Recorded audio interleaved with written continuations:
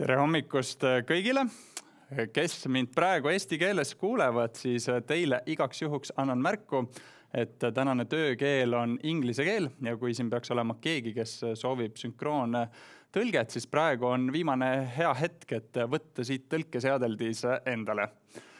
Good morning everyone.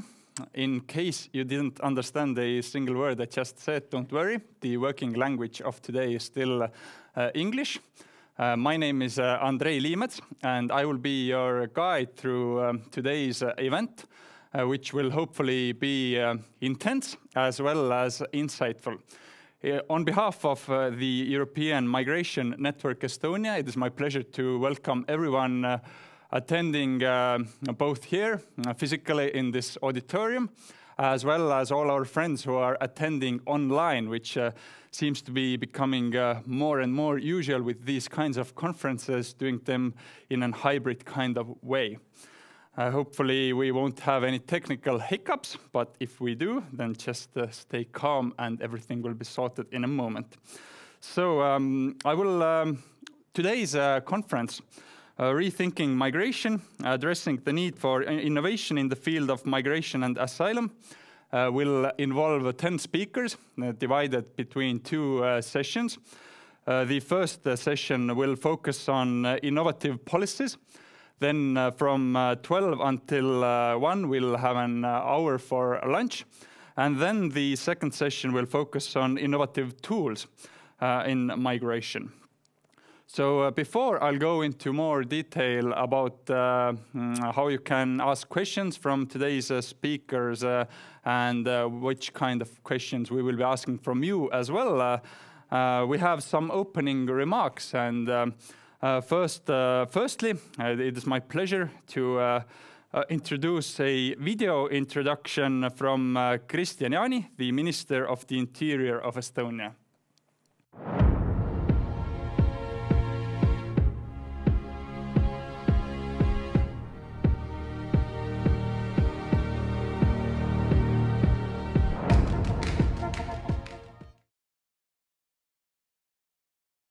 Head konverentsist Innovatsioon rändes, otsides uuendusega lahendusi osavõtjad. Mul on au tänane konverents videode sisse juhatada ja muidugi on väga kahju, et ei saa ise Sisekaitseakadeemia vilistlasena koha peal viibida, sest osalen konverentsi avamise ajal Vabariigi Valitsuse istungil.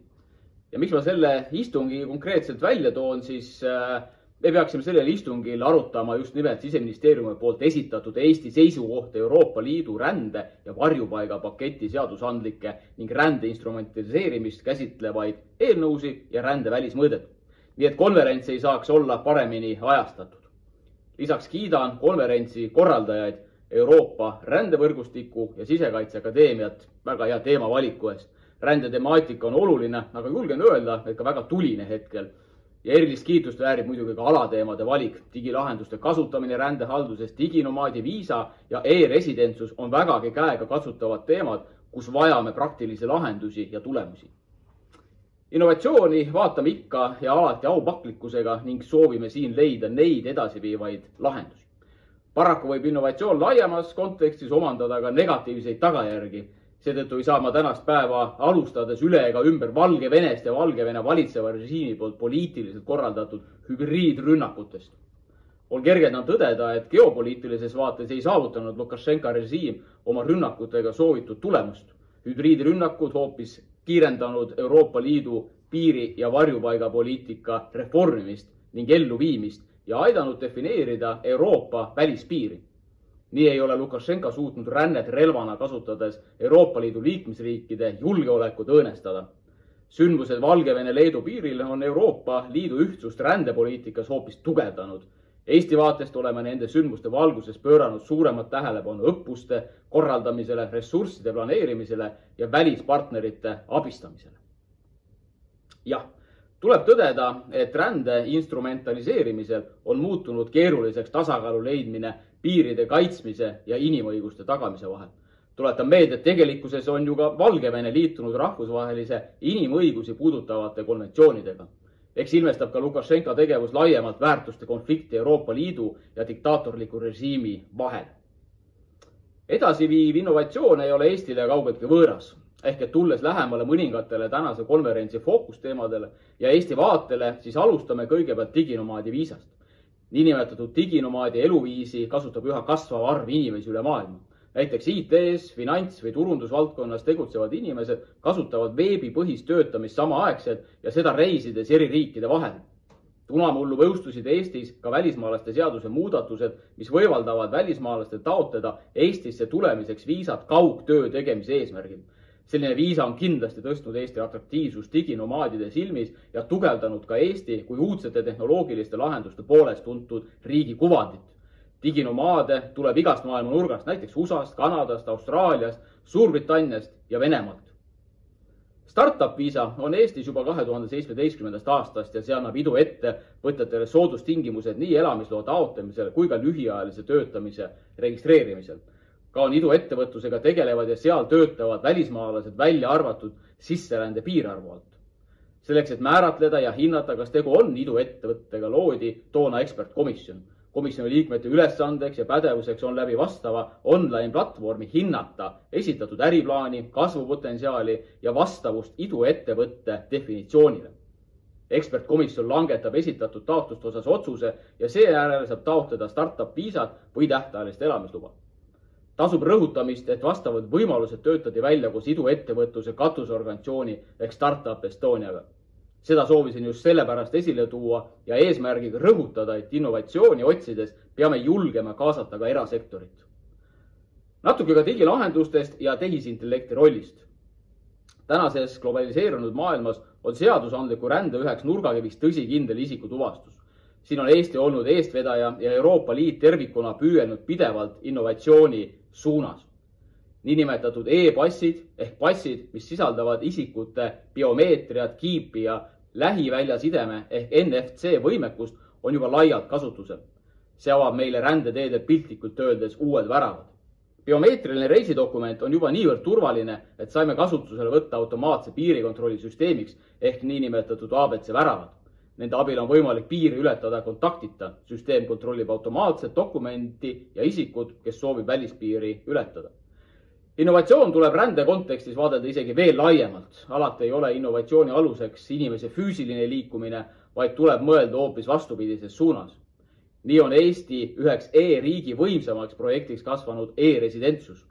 E-residentsus on isikustaatus, mille abil Eesti lubab teiste riikide kodanikel turvaliselt kasutada oma avalikke ja erasektori e-teenuseid. Toon näite, mis kõlab pisut ulmeliseltki. Eesti on loonud võimaluse isiku rändamiseks digitaalses keskkonnas, kus Brasiilias viibiv Saksa kodanikust e-resident saab mugavalt interneti vahendusel luua Eestis ettevõtte, maksta makste või kasutada mõne erasektori teenust. Rändeteede prognoosimisel, aga laiemalt kogu avaliku sektori teenustes on üha suuremad võimalused peidus tehisintellekti kasutamisega. Muidugi tuleb võimaluste korral arvestada võimalike ohtudega, sest uued tehnoloogiad ei tohi luua võimalusi kuritarvitamiseks. Kogu digitaalse menetluse juures peab jätkuvalt säilima ka inimlik aspekt. Eestis on meil tehisintellekti kohta kasutuses ilus mõiste kratt. Krattidel on potentsiaal nii meie majanduse tootlikkuse kasvatamiseks kui ka riigi teenuste viimiseks uuele tasemele. Head konverentsi korraldajad, esinejad ja kuulajad, soovin teile häid mõtteid ja asjalikke arutlusi. Nagu ikka loodan, et meil kõigil on konverentsi lõppedes siit kaasa võtta praktilisi näpunäiteid ja teadmisi, et meie tuleviku aluseks on ja jääb tark ja innovatsioonirikas siseturvalisus.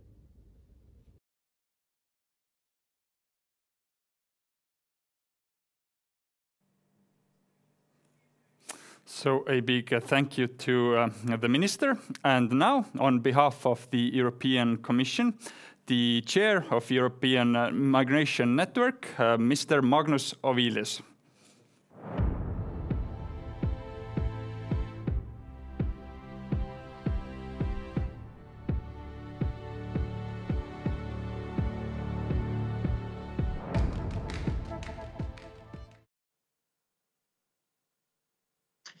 Thank you and good morning, everybody.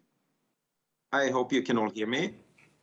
I'm very grateful for the Estonian hosts having organized today's interesting event.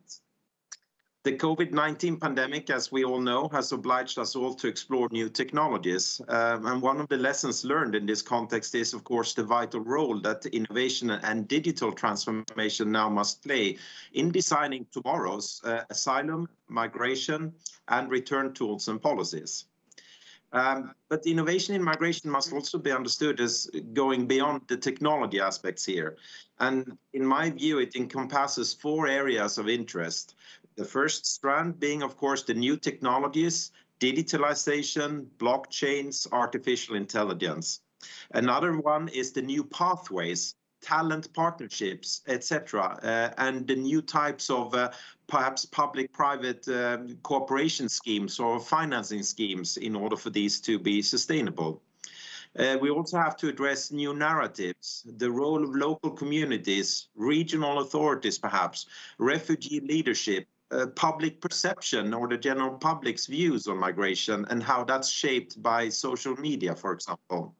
And then finally, the 4th strain, which I believe to be new governance schemes, the future of the multilateral management of migration and new cooperation schemes with countries of origin or countries on transit, perhaps. The focus on the development of the digital tools, however, requires a new form of cooperation as well. We need to think about data privacy, data ownership, and the digital communication with the general public and civil society on what we're doing and why we're doing it. Artificial intelligence is, as you all know, becoming a major driver of the digital transformation in the field of migration, but also in border controls and in asylum procedures. Digitalization in the asylum procedure can, of course, be a very useful facilitator for making the pre-entry and the asylum procedures work in practice and within the timescales that are set.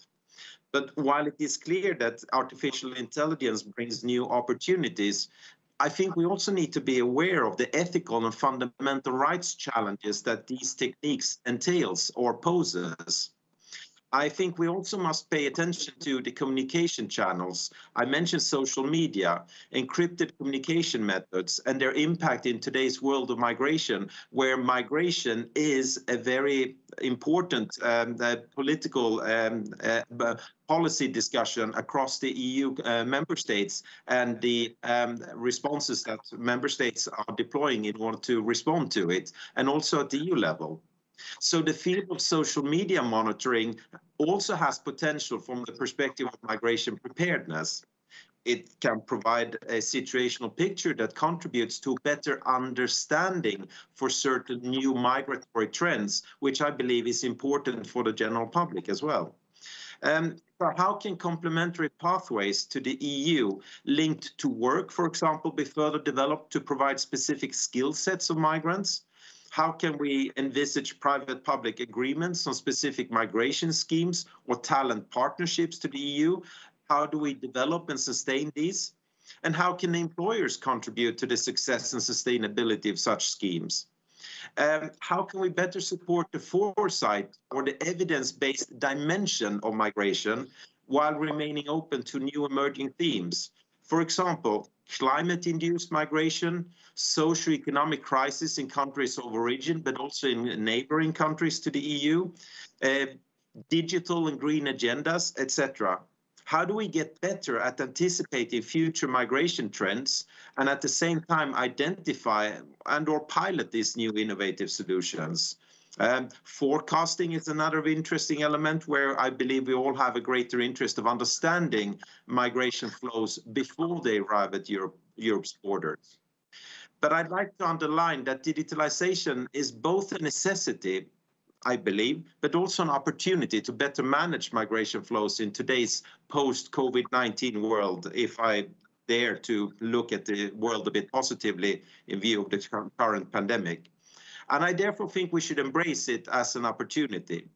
But at the same time, we also have to bear in mind the potential challenges, and we need to put in place systems that are ethically sound and well-balanced while retaining the element of human decision-making in the digitalized processes.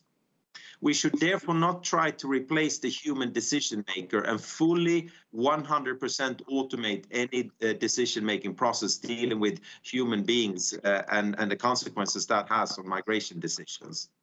Any final decision should be taken by a human being, but parts of a process might be assisted by the automation of the use of artificial intelligence algorithms. So looking ahead, I think a structured exchange on the digital transformation of migration management processes and online applications is key. But we also need to make sure to create the link between our findings, the policy processes, and the decision makers, both at EU and at national level across Europe and beyond Europe, perhaps, since migration is a cross-border issue. And now I'm confident that today's important event will take this discussion a step forward, and I wish you all the best for a successful conference. And I thank you again for giving me the opportunity to open this conference, and I wish you a fruitful and interesting debate. Thank you very much for your attention.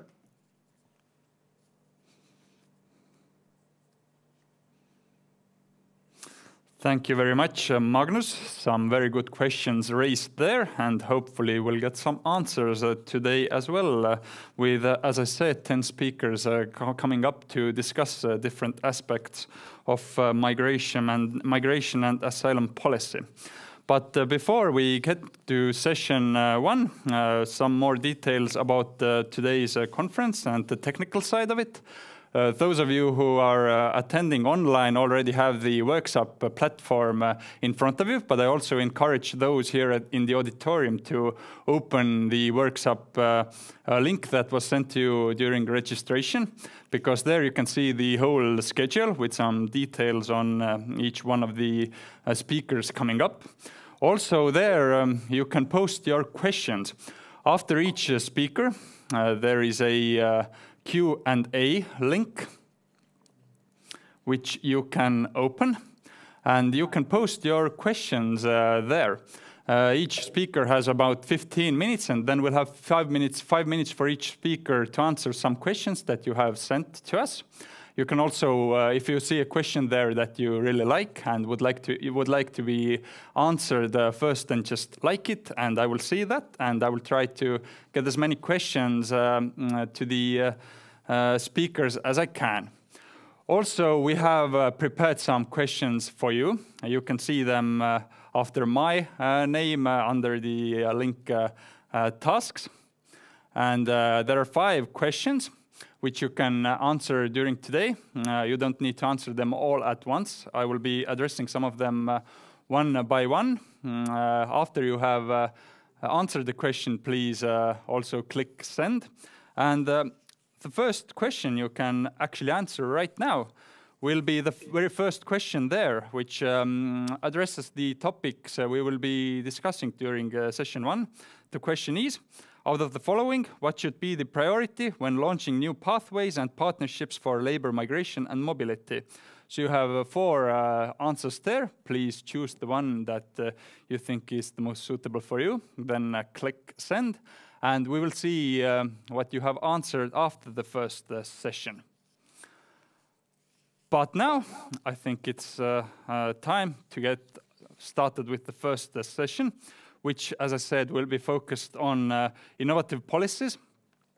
And to kick things off, our first speaker will be Claudia Antonelli from the European Commission.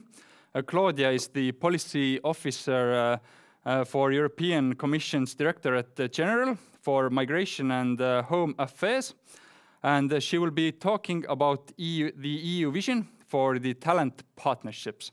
So, Claudia, the virtual floor is yours.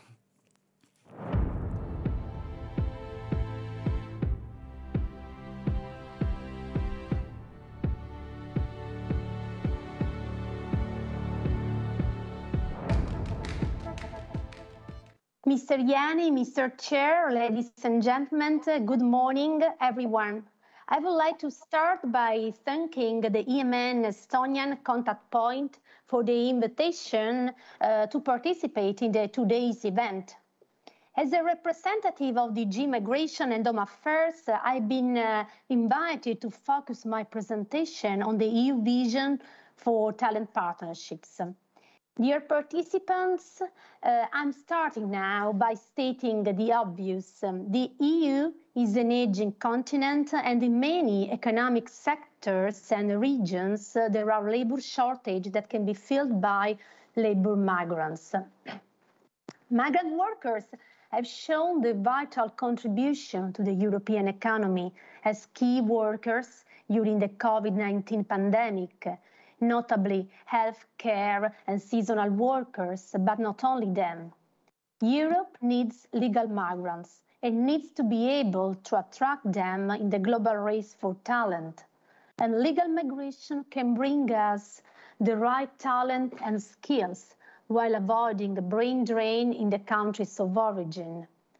We are also aware that migration can have a positive impact on the development of our partners. And Europe also needs to be able to integrate migrants quickly and effectively when they arrive in order for their mobility to be successful. Talent partnerships are a key element of the new Pact on Migration and Asylum to operationalize these objectives. As you may already know, the European Commission announced the new Pact, which is a package of major EU reform proposals in the area of migration and asylum, in September 2020. And one of the main pillars of the Pact is building international partnerships.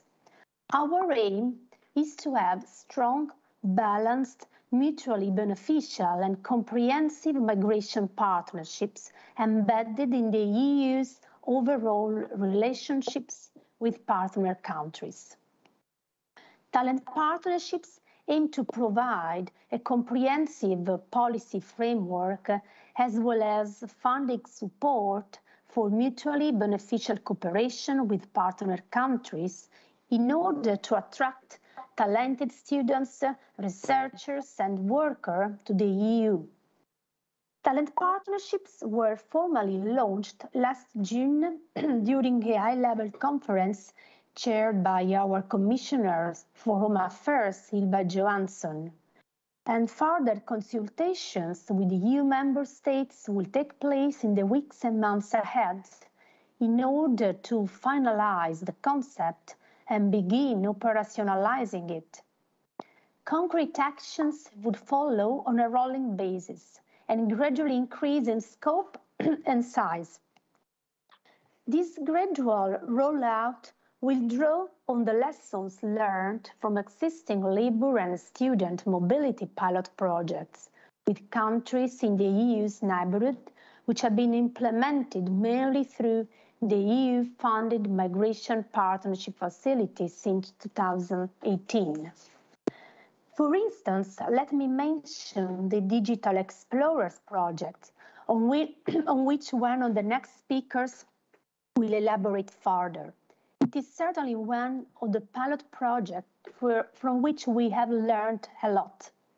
It has shown how the EU can successfully support member states in connecting with the third countries for the mutual benefit of member states and third countries' labor markets, workers, and companies. It has shown a model of labor mobility where employers are to be involved already in the stage of designing projects.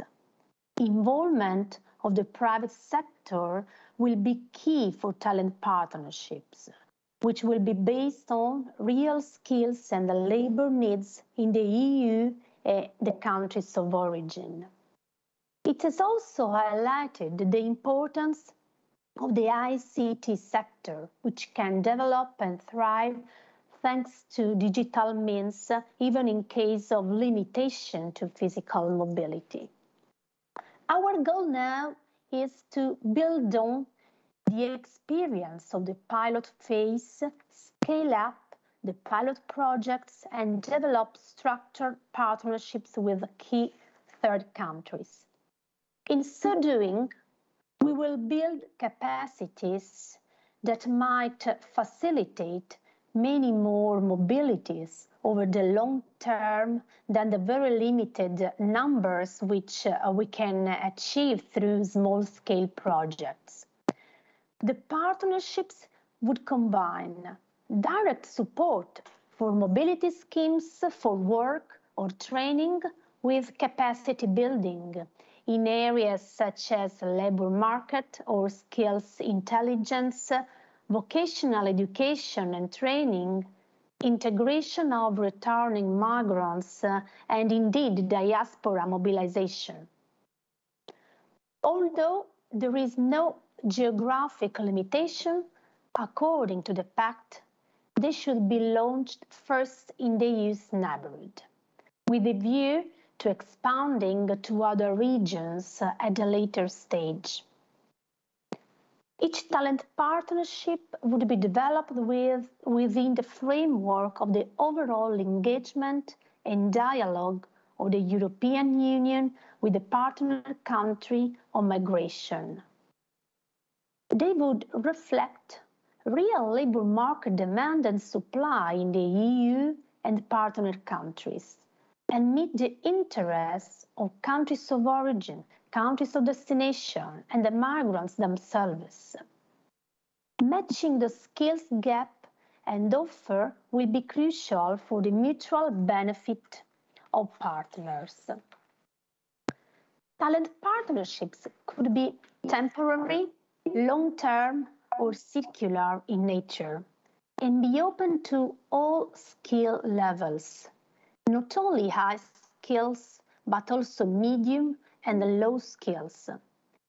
They would also concern various different economic sectors in need of labor in the EU, such as ICT, science, engineering, healthcare and long-term care, agriculture, horticulture, food processing, and tourism, once the pandemic is over. In 2021, it was found that out of the top 28 shortage occupations, all but 3 fell into 6 buckets: health, construction, engineering, mechanics, ICT, and hospitality. And 55% of these occupations require medium-level qualifications. 28 require low qualifications.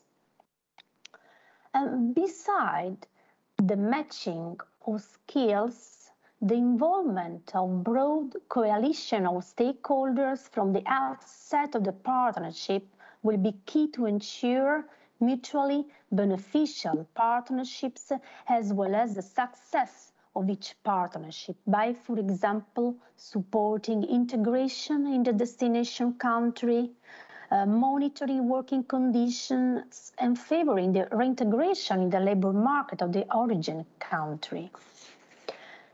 And diaspora associations, employers, social partners, education and training providers are among the most important stakeholders to be involved. They could all play a key role in the various phases of the process. For example, diaspora members could help participants and employers set expectations and advise on how to tailor departure and onboarding activities. Diaspora members could also help migrants prepare for their return, for example, through mentoring or assisting them with professional networking in countries of origin. Each talent partnership would be developed within the framework of the overall engagement and dialogue of the European Union with the partner country on migration and needs to avoid brain drain. As such, they can include institutional capacity building and activities for the development of human capital and reintegration programs. For instance, according to recent studies, reintegration services can be improved for returning migrants, for example, focusing schemes on sectors where demand is established in both destination and origin countries, and where training is comparable, and ensuring that skills developed by migrants in destination countries can be easily enhanced and valued by employers in their countries of origin. Recent studies have also found that mobility schemes can provide a way for small and medium-sized enterprises to gain experience in recruiting internationally. In fact, small and medium-sized enterprises may lack the resources to recruit a worker from third countries, and participation in a mobility scheme could certainly help bridge the gap. Small and medium-sized enterprises could also capitalize on this experience and possibly expand their network and their presence in third countries. So, to sum up, talent partnerships should take a holistic approach, encompassing the different policy areas, employment, development cooperation, and migration management. And the objective of such partnerships should be to facilitate or continue cooperation with the third countries concerned on a comprehensive management of migration along the pillars of the external dimension of the pact, including on issues such as prevention of irregular migration, capacity building, protection, and readmission of irregular migrants. And in view of the establishment of fully fledged partnerships, DG Home, in cooperation with the International Center for Migration Policy Development, has recently launched a new call for proposals in the framework of the Migration Partnership Facility, aligned to such a concept, and that could continue paving the way toward such comprehensive partnerships. Fully fledged talent partnerships should certainly aim to move beyond a project-based approach and provide a single framework to mobilize EU and member states' tools and activities in order to facilitate legal migration and improve overall cooperation on migration management for the benefit of the EU and partner countries' economies and societies.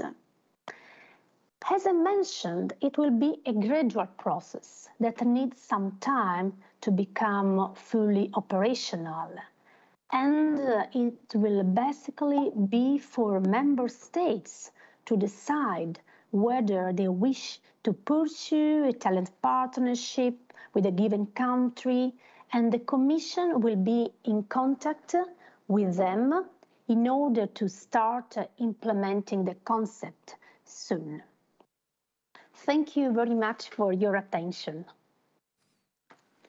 Thank you very much. Thank you very much, Claudia, for your presentation. So just to remind everyone, you can post your questions on the Workshop app, and I will try to get to as many of them as possible. We already have some questions from Claudia, so just to get things started, I think you addressed this at some detail already, but just to repeat, what do you think are some of the key points that, or the key aspects that make a successful talent partnership? Yes, as I mentioned, each talent partnership should be tailor-made for the needs and interest of EU member states and partner countries. And it will ultimately be for member states to decide, for example, whether they wish to join efforts to pursue a joint talent partnership with a given country. It's up to them to decide. And of course, they will be tailor-made for the also for the interests of partner countries, and they will be part of a comprehensive dialogue with them. So for this reason, it's important to take in mind that they will be part of a comprehensive dialogue with partner countries, and that the member states can decide how to go ahead and which partner countries to decide with which partner countries they want to start negotiations in the first stage. So what are the main differences between talent partnerships and previous bilateral labor recruitment agreements of the past, such as famously between Turkey and Germany?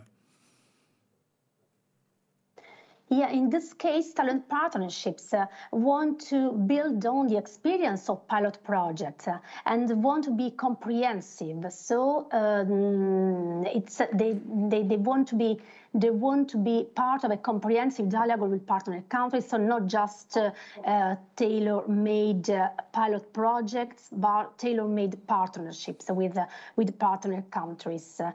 So they will be part of a comprehensive approach of the migration dialogue with partner countries. So not just pilots, but more structured dialogue, more structured and more structured partnerships with the third country. Are short-term mobility measures really the best way how to address systemic labor shortages in Europe, or are they just a temporary measure until a broader consensus is reached to reform legal migration systems more broadly? Yes, actually, as I mentioned, talent partnerships, it could be temporary, but could also be long-term and circular in nature. So with different models possible, they could promote a temporary circular mobility for labor purposes, for example, seasonal work or internships in companies in the EU, but also long-term mobility to the EU, mobility for studies and training. So they are not there to solve all existing shortage that might exist in the national and or regional labor markets. This would definitely require a different approach and much more financial investment. The objective here is to help better organize labor migration so that all involved stakeholders can benefit. And also in this case, the final decision will depend on member states. So it's up to them to decide if they want to promote to use one or one model, or the short-term model, or the long-term or circular model. And we know that, for example, in some ongoing projects, for example, Digital Explorers, some of the beneficiaries have been offered to stay in the companies and they have decided to stay. So there is not per se an impediment to stay in a company if both parties agree. And finally, does EU have any priority countries in terms of these partnerships?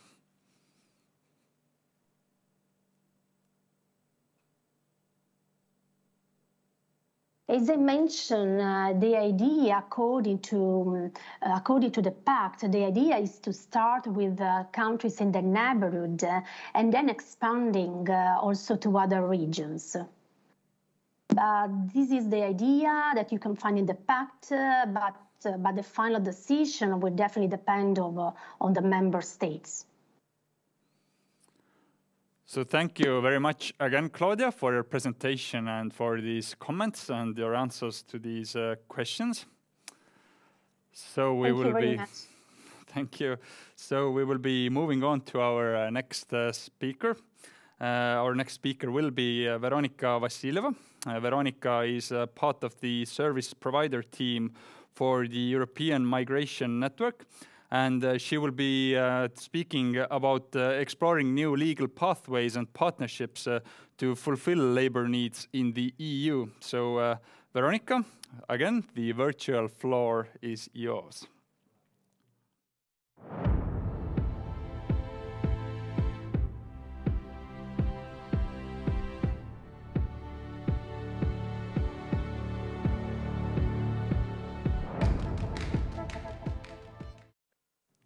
Perfect. Thank you. So good morning. Thank you very much for the invitation. It's a pleasure to be here today. My name is Veronica Vasileva, and I'm part of the EMN service provider team, which supports the European Migration Network. So in my presentation today, I will present the results of two EMN informs, two recent informs. And just quickly, for those of you who might not be familiar with EMN products, an inform is a short paper which aims to provide policymakers with key findings and messages on a specific topic. So the first inform that was published already in July last year was about exploring legal pathways to fulfill labor needs. And this was the first inform part of the exciting EMN and OECD joint series of informs on innovation in migration, which Magnus talked about earlier. So this was the first one. And then the second inform, this was proposed and co-chaired by Austria and Swedish NCPs. This is on skills mobility partnerships, exploring innovative approaches to labor migration. Just please note that this inform is under development, and here we only present preliminary findings, but then these are only preliminary results. So during the development of this inform, we also had the pleasure to collaborate with a number of external partners that provided information and input, including OECD, ICMPD, the Global Center for Development, the European Training Foundation, as well as we received some inputs from employer associations. So first of all, what are the policy drivers and context to new legal pathways, and why do policymakers want to innovate in this area? And Mrs. Antonelli already provided a very kind of interesting overview on this, but just quickly, the drivers and trends that we identified and that are well documented and researched. So this included the demographic deficit that we are experiencing in Europe, the unprecedented technological development, growing internationalization and mobility of workers. And these are all factors that are likely to lead to skills shortages. So identifying new legal pathways, especially through partnerships with third countries, this has been on the EU policy agenda for a while. Here, notably, we identify in 2011, so the global approach to migration and mobility already placed an importance of the skills dimension in migration mobility initiatives with third countries.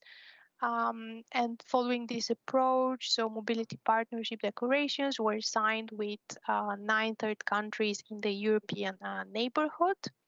And then the new pact in 2020, this gave the concept of mobility partnerships a new impetus in the form of talent partnerships, which we already heard in detail about in the previous presentation. But just a quick recap. So the pact introduced this concept as a form of an enhanced commitment to support migration mobility with key partners, especially the skills matching and engaging with partnerships strategically on migration was emphasized. And then it's worth looking into the definition of key concepts that we explored in the two informs. So the 3 concepts are talent partnerships, skills mobility partnerships, and global skills partnerships. So these are 3 concepts that are highly interlinked, and sometimes they're used interchangeably in different contexts or by different actors at different levels. So first of all, there are no general official, there are different definitions, but no general official definitions. So the three concepts all refer to formalized partnerships between countries of origin and destination with the aim of placing workers, placement of workers and developing their skills. So the first concept, talent partnership, which Mrs. Antonelli already provided an illuminating account. So as we saw, this concept is quite similar to skills mobility partnership, but is a form of an enhanced commitment to support mobility and also taps into the new legal pathways framework of skills matching, labor and skills matching, and engaging strategically with partner countries. The second concept is skills mobility partnerships, or SMPs, which we focused primarily in the second inform. So SMPs are a relatively new concept which promotes a sustainable approach to skills migration mobility. And here is, again, the focus is building skills which are beneficial for both countries of origin and destination. And these can be defined as different agreements. So it can be bilateral, multilateral agreements, can be projects. So we'll see later on, and they may vary in form, modality, and level of stakeholder engagement. Here we operationalized a definition that includes 5 components. So the first one is formalized state cooperation. The second, multi-stakeholder engagement, also training, skills recognition, and of course, a key component is migration and mobility. And then finally, global skills partnerships. So this is a concept used by primarily international organizations. This is quite similar to SMP, and it's a model which proposes labor migration agreements between countries of origin and destination, where here the specific element is that the countries of destination takes on the financing of the training of skills required in prospective migrant workers. So first of all, typically a training program takes place in the country of origin, and then either so that the trained migrants can decide whether they will stay in their home country or take a placement in the country of destination.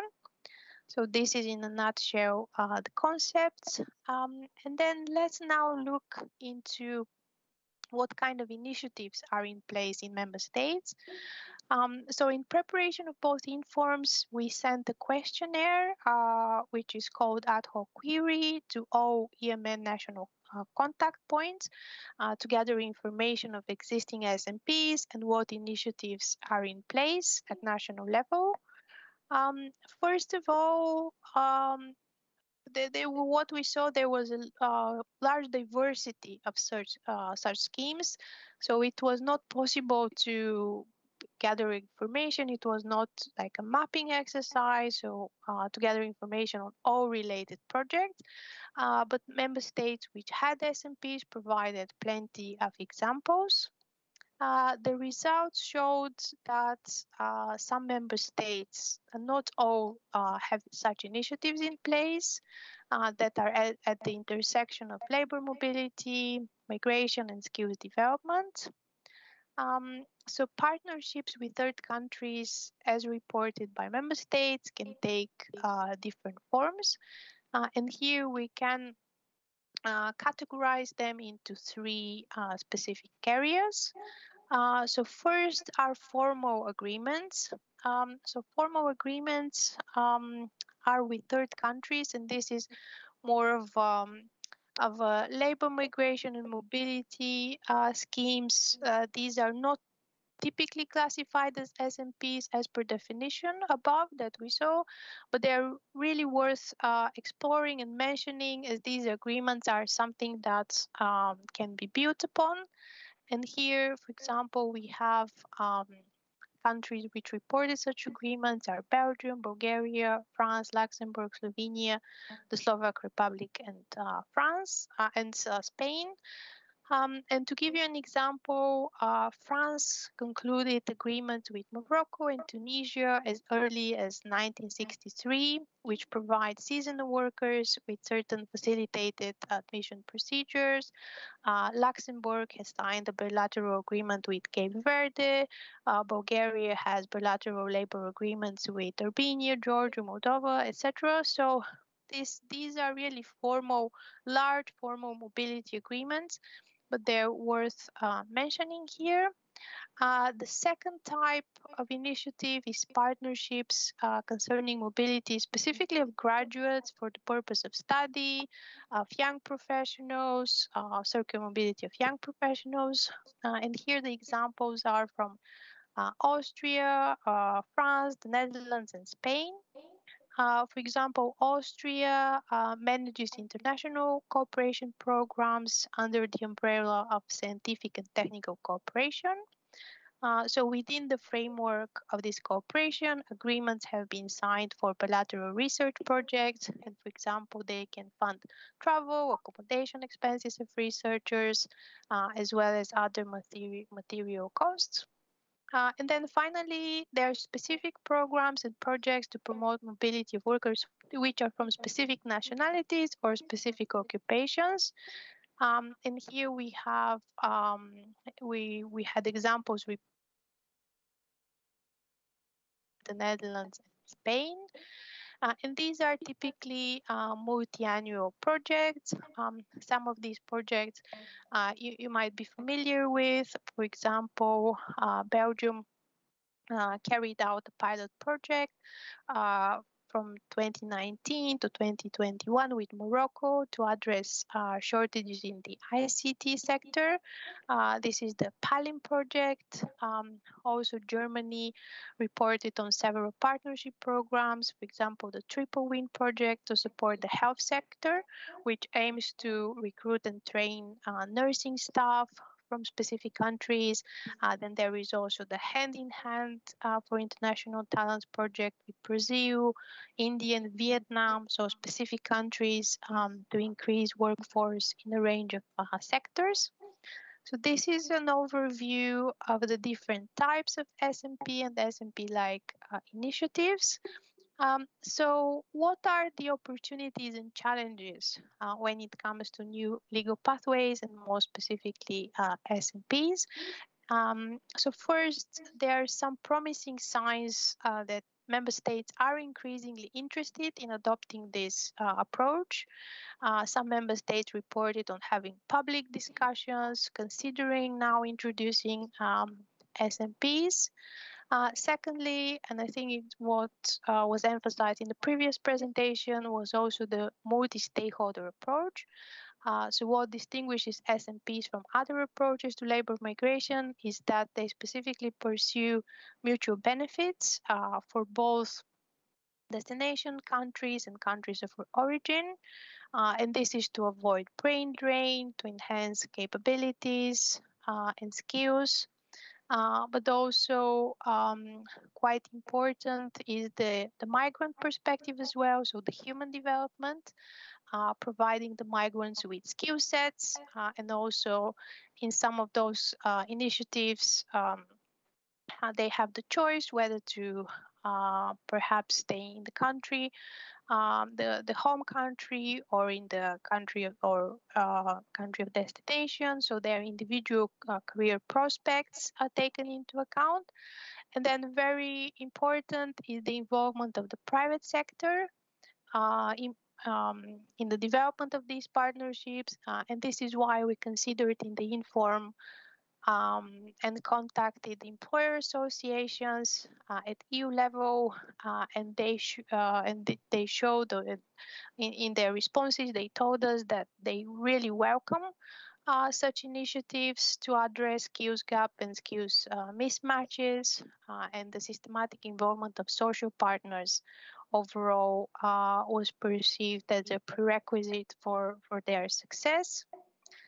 And finally, SMPs can take into account specific shortages and employers' needs. So we saw examples, I think in Lithuania, the Digital Explorer project. This was focused on specific needs of the ICT sector. So they also integrate this component. So I'm not going to review all the findings of the informs, so I can entice you to read the informs. The SMP inform, this is expected to be published, I think in February, and you'll find more information there on opportunities and challenges. Especially we have sections around the design of such initiatives, their scalability, specifically around cost. So I will invite you to read the inform. So thank you so much for your attention, and I welcome questions. Thank you very much, Veronica, and thanks to everyone who has posted some very interesting questions for us already. So to get things rolling, both the previous speaker and you talked about the comprehensive and strategic elements that such projects need to have. Could you elaborate a bit more what is meant by strategic and comprehensive? Yes, absolutely. So as mentioned, there are a number of different dimensions. First of all, in SMPs, of course, depends on the design of the project and programs. They differ quite extensively, but here the idea is that, first of all, there is mutual benefit. It's not only for the country of destination, but also it has, some of these projects have a development component. So skills development, also the multi-stakeholder approach, which takes into account like the holistic approach, also from the perspective of migrants. And they have the decision in some of the programs whether to stay in the home country after receiving a training, or maybe come for an opportunity. Could be an internship, as was mentioned in some examples, or like the circular migration element.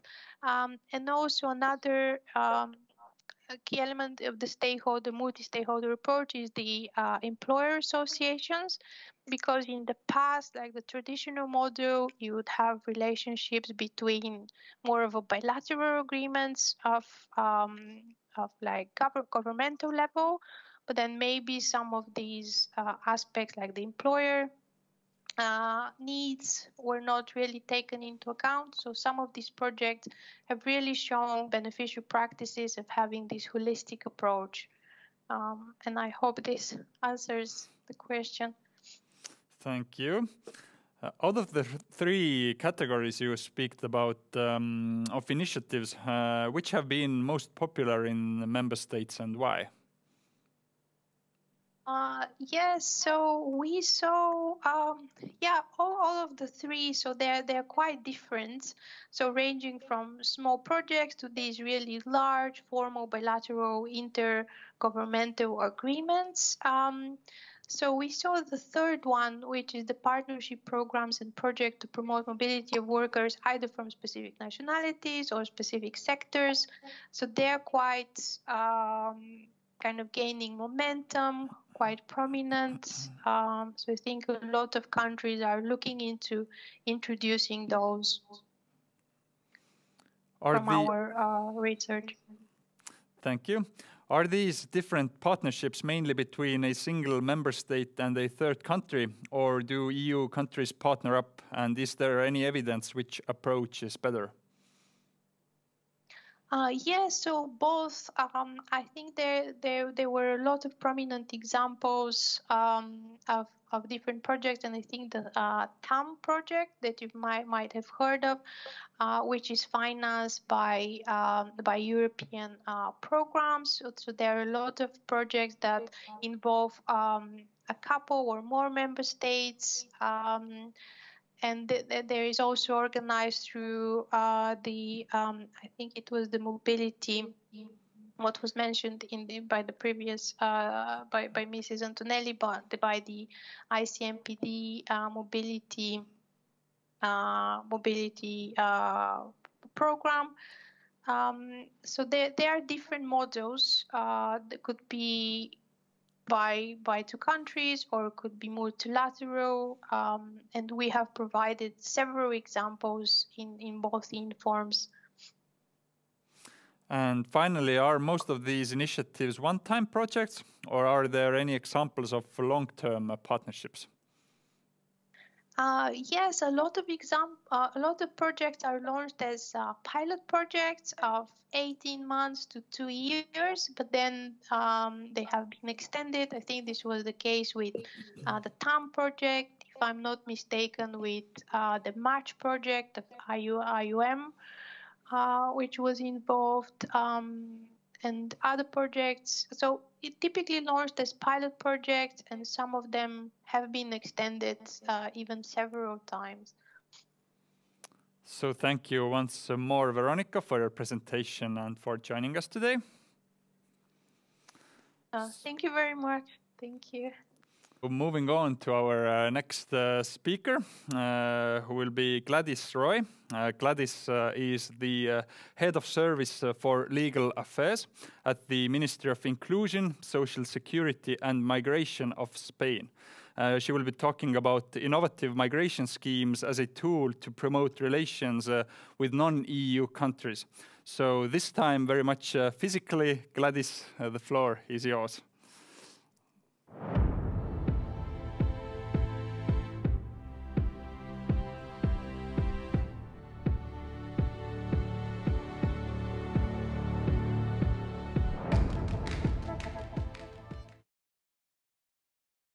So thank you, Andre, and good morning, everybody. First of all, I would like to thank you for organizing this event and for inviting me today to present some of the Spain's innovative migratory initiatives, which I hope can inspire our audience. But let me introduce myself. As Andre said, I work at the Spanish Secretary of State for Migration, which is in charge of legal migration in Spain. As such, our main policy is to promote safe, orderly, and regular migration towards Spain, as it is the only migration that can benefit us all. Now, migration is no longer what it used to be. I looked up on the dictionary the definition of migration before coming here, and it says, movement of people to a new area or country in order to find work or better living conditions. But is that what migration is nowadays in the 21st century?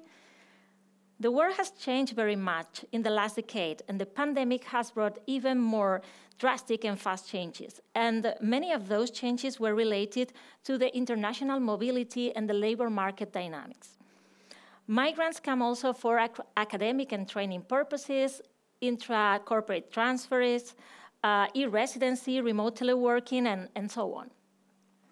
Moreover, migration is a multifaceted, complex phenomenon that does not depend solely on the country of destination preferences, needs, and decisions, as you all know, but other actors or stakeholders also have a say, such as the migrants themselves or the countries of origin. That calls for new approaches towards migration. But what can we, governments, member states, do from our end to improve and adapt existing migratory pathways? Well, that depends on what our priorities are. One of the pillars of the Spanish migration policy is to strengthen relations with third countries, with our partner countries, because only by creating solid ties with these countries will it be possible in the future to guarantee safe, regular and orderly migration, not only to Spain, but to Europe. It is therefore for us an absolute priority to strengthen our ties with our partner countries, with our neighbors, for which one of the tools we are using are the pilot projects on legal migration. These pilot projects are supported, funded by the European Union, and they can have different objectives, as you can see. First, offer additional safe and legal pathways to migrate for work or skills development. Also to contribute to addressing labor shortage gaps, and also to facilitate or further develop cooperation with third countries on comprehensive management of migratory flows. The Spanish government has so far developed 2 pilot projects that have addressed objectives 1 and 3. Young Generation as Change Agents was our first pilot project on legal migration. It offered 100 young Moroccan graduates, the future highly qualified professionals and innovative entrepreneurs that the world needs, the opportunity to pursue a 1-year master degree in Spain, and supported them in the return and reintegration to their country of origin. Yes, you heard me correctly. The objective was not to keep them and hire them. We wanted to avoid the so-called brain drain at all costs. On the contrary, we wanted to turn these young graduates into change agents in their country of origin, creating human capital there, and by that also enhance our relations with Morocco. So we knew that the success of the project relied on the return and reintegration phase of the participants. We wanted to go the extra mile and not just settle for creating talent by bringing them to study a master degree in Spain, but we wanted to make sure that the talent and experience that the participants had acquired was put into practice, especially through entrepreneurship. So we selected those with an entrepreneurial spirit and encouraged them to draft a business idea in their master's thesis. Once the students returned to Morocco and presented their business ideas, a panel of experts assessed the viability of each of the proposals, and based on their evaluations, the best 23 were awarded with up to 10,000 euros as seed capital for their startups. The winners were also offered an intensive program of individual support and training given by experts from Startup Morocco to fine-tune their projects. This was a success in itself, as we initially planned to award only the best 10 projects, but we found out that there were many of them worth an opportunity, and in the end we supported 23, as I said, 11 from female entrepreneurs. In any case, we didn't forget that we had other participants that had not been awarded. Those received support in the search for investors or in their insertion in the local labor market. Once the project was over last summer, we ran a survey among the participants and found out that whereas there was consensus on the overall satisfaction with the opportunity that the project had offered to them, in fact, 100% was recommended to other young graduates, the group of entrepreneurs were the most satisfied with the project and the most optimistic with their future. So the results were really positive. We had just 2 dropouts. The rest continued with their studies in spite of the COVID outbreak, and around 56 applied for the award, and as I said, at least 23 became entrepreneurs. So, some of the best practices that can be highlighted and shared from these projects were, first of all, the participation of the Moroccan authorities. It is paramount in any project to engage with the local authorities for the sake of its viability and sustainability, especially if the aim is to promote your relations with them. The ideal participation is their ownership, meaning they understand that the project is as theirs as it is yours, and that their implication and commitment is necessary for the success of the project. We engaged the Moroccan authorities by making them choose the sectors in which the students would study their master degrees, making sure those were strategic sectors for their economy, and also to jointly select the students. They even published the call for applications. During the reintegration phase, the participation through the employment agency, ANAPEC, was also key. Secondly, a competent implementing partner. We governments don't usually have the means to implement these projects by ourselves, but we'd rather do it through an implementing partner.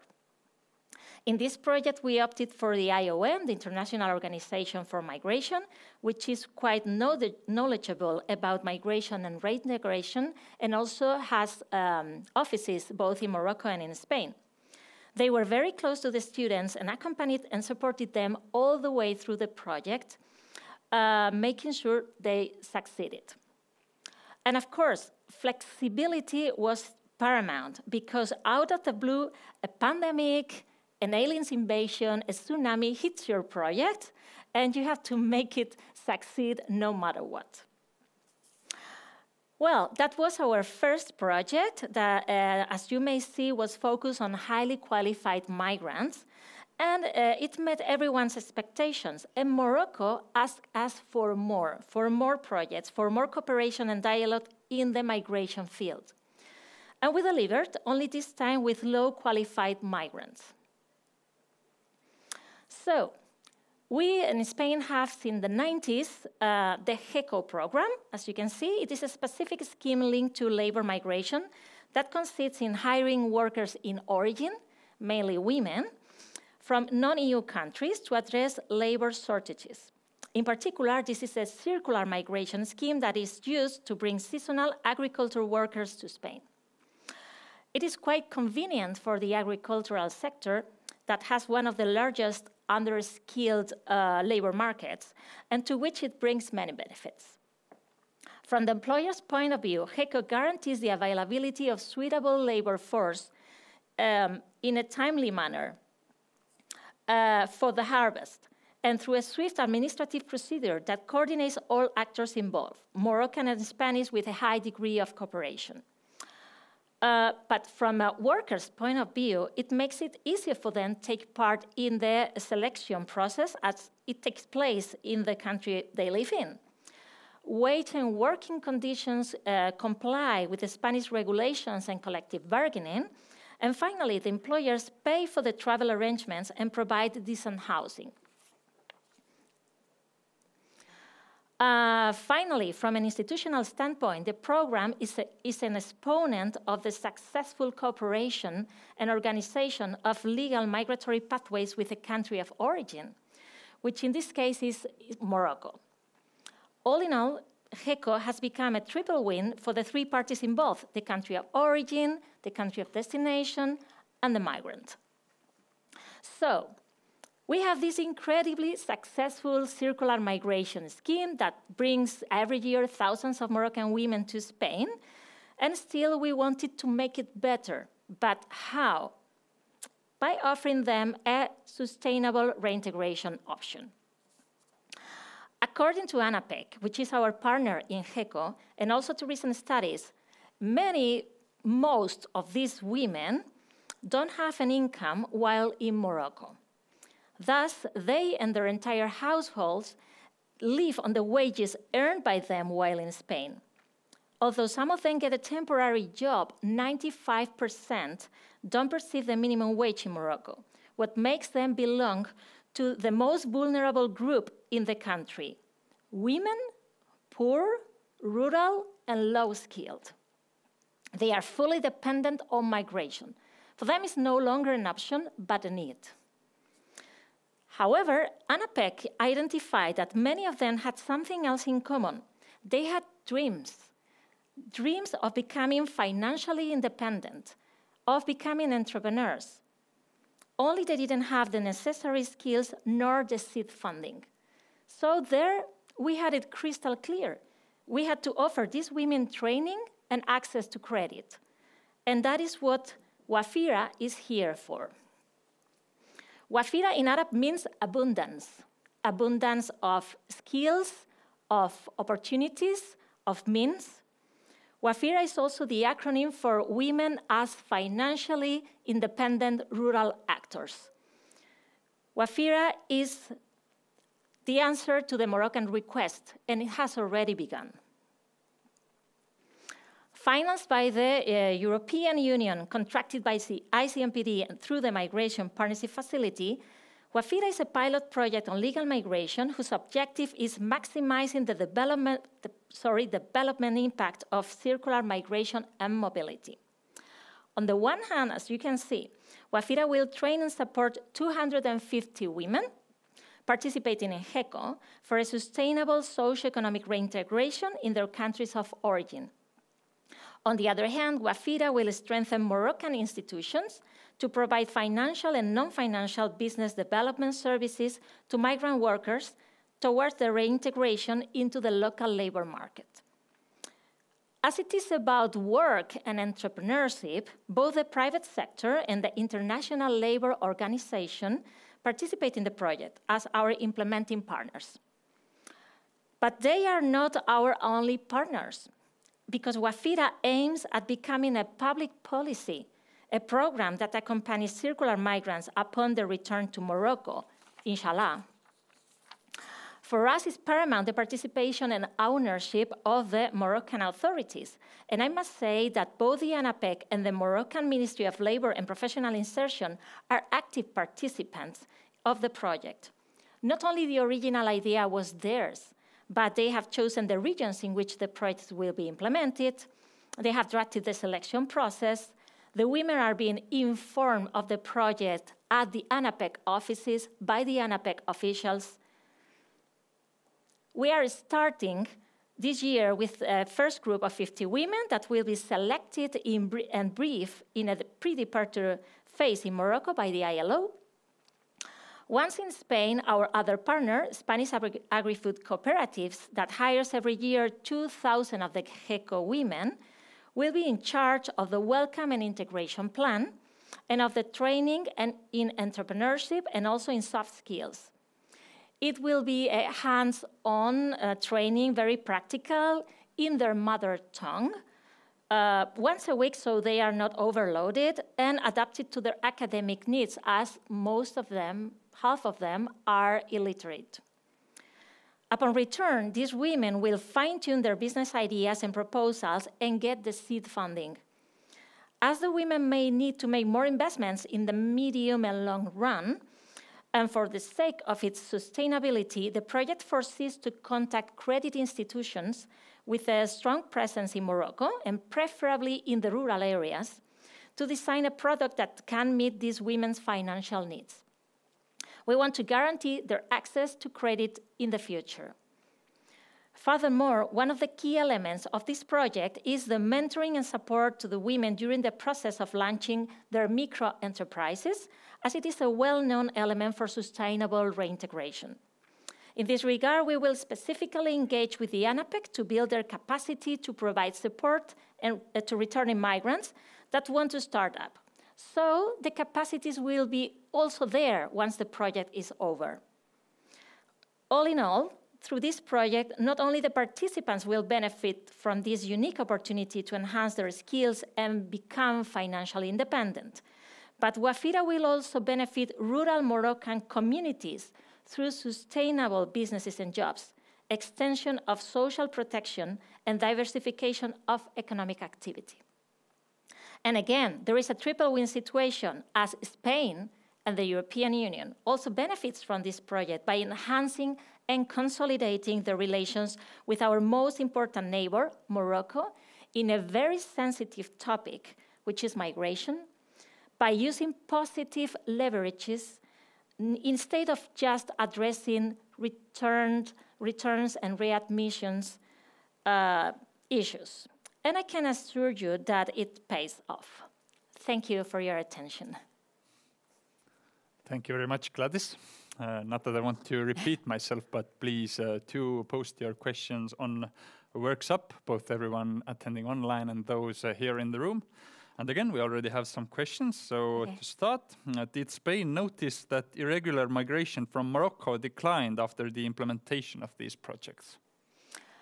Well, I don't have the data, I cannot say, but obviously there is a direct relation between enhancing legal pathways and the use of irregular pathways.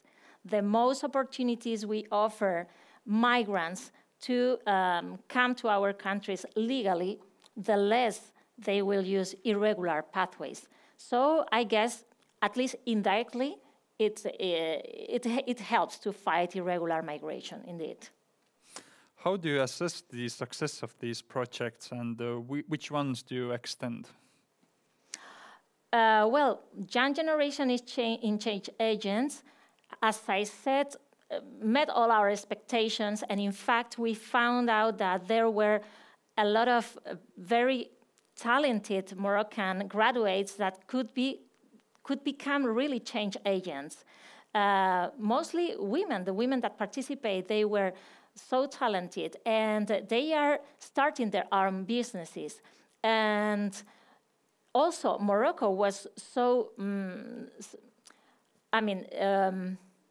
they were so involved and so happy with this project that they asked us to repeat it, to enlarge it, to turn it into a program, a broader program, and to do something, other things in the migration fields with other collectives. So I think, yeah, it met their objectives to enhance and consolidate our migratory dialogue with Morocco for once, but also to turn these 100 graduates into change agents there, of course. But Wafira is still in their first stages, but we have a study about the impact of HECO in the women that have been participating for the last 15 or 20 years.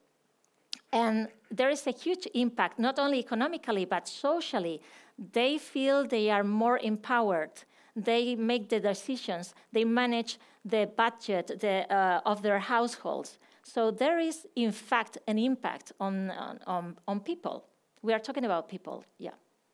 How can Spain make sure that Moroccan citizens will return to their country after the end of their one-year master's studies?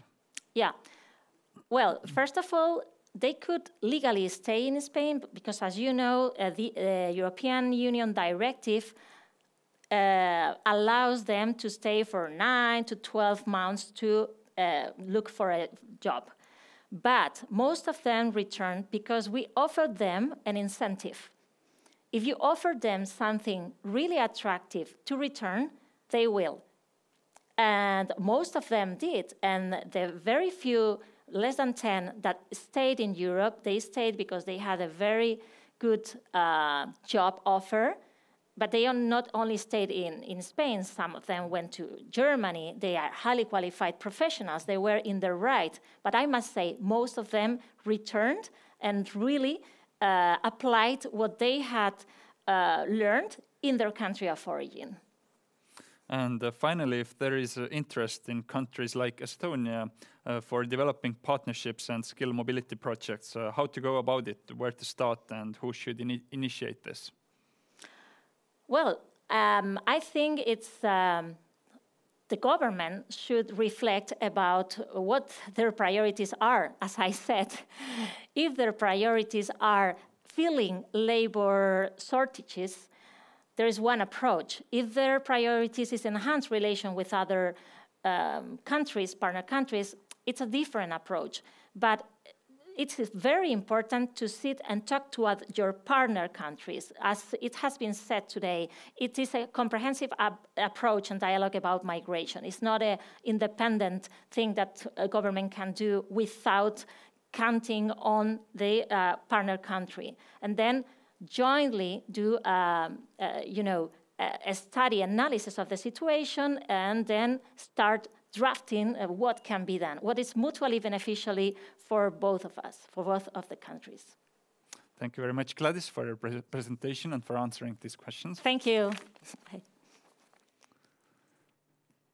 So again, moving on, our next speaker will be Mante Makauskaitė, and we already found out before the event that Estonians tend to butcher Lithuanian names a bit, so apologies for that. Mante is the co-founder and managing director of Africo. And Africo is a Lithuanian-based Baltic Africa research and consultancy center. And Mante will be speaking about what the Baltic states can gain from talent partnerships on the example of the Digital Explorers project. So Mante, please, the floor is yours.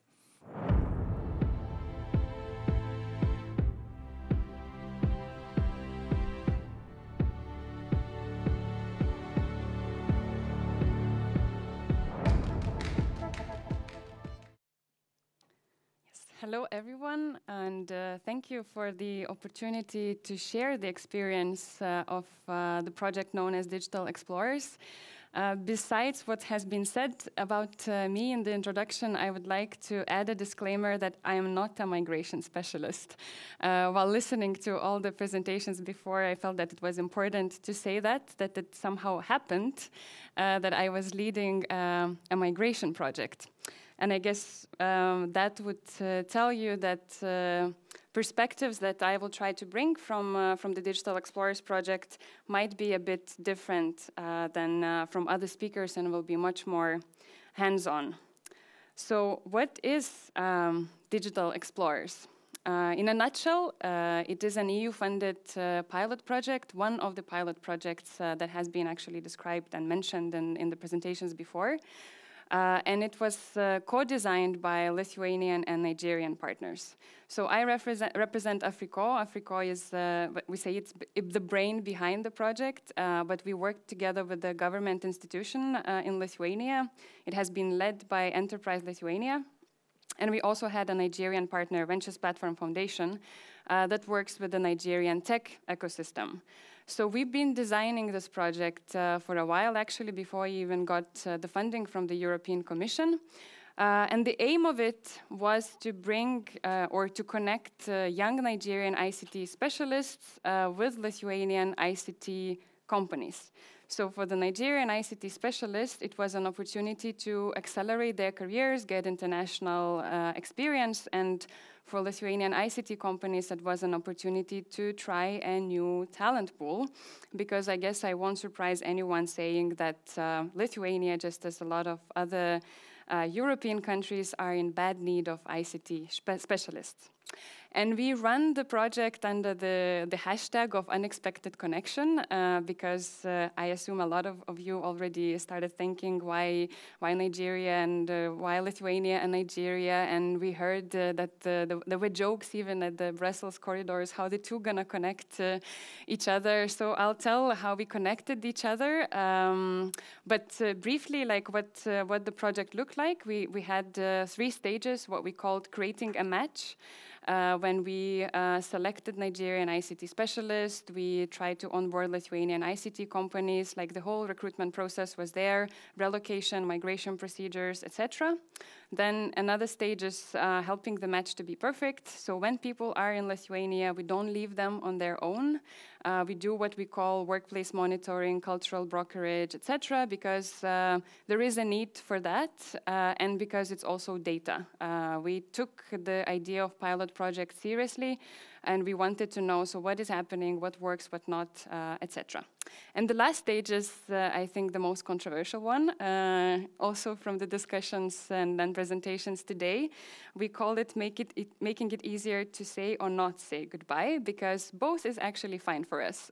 So if the people and the companies want to continue their relationship after the program, we provide consultancy on how to do it after the program, basically when it comes to migration procedures, etc.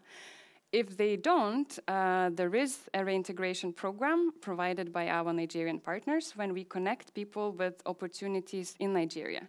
So actually, we do have a lot of debates about the brain drain, and we are not believers in that concept, because we say that the brains are not being drained. If anything, they are being nourished. So then it's just a matter where this nourishment is happening in a better way at a certain point in life of these people that are part of the program. So, but this is what we say about ourselves. And this is what our project external evaluator in his report wrote about the Digital Explorers. That in its early days, Digital Explorers appeared as somewhat of a space shuttle that landed in Lithuania, representing an exciting new beginning, but also an event that did not fit into existing ways of doing things. And I think it really represents the spirit of the project, but also the reactions we got when we started, because it definitely wasn't a straightforward journey. And there is a reason why we have this unexpected connection thing. So actually there was skepticism both in Lithuania and in Nigeria. On the one hand, Nigeria is a complicated country, and Nigerians are surrounded by a lot of stereotypes. So we had a lot of raised eyebrows when we started saying that we want to bring Nigerian ICT specialists to Lithuania. And in a number of meetings in Lithuania, I had to pretend that the joke about Nigerian prince is very original and super witty, and that I haven't heard that before.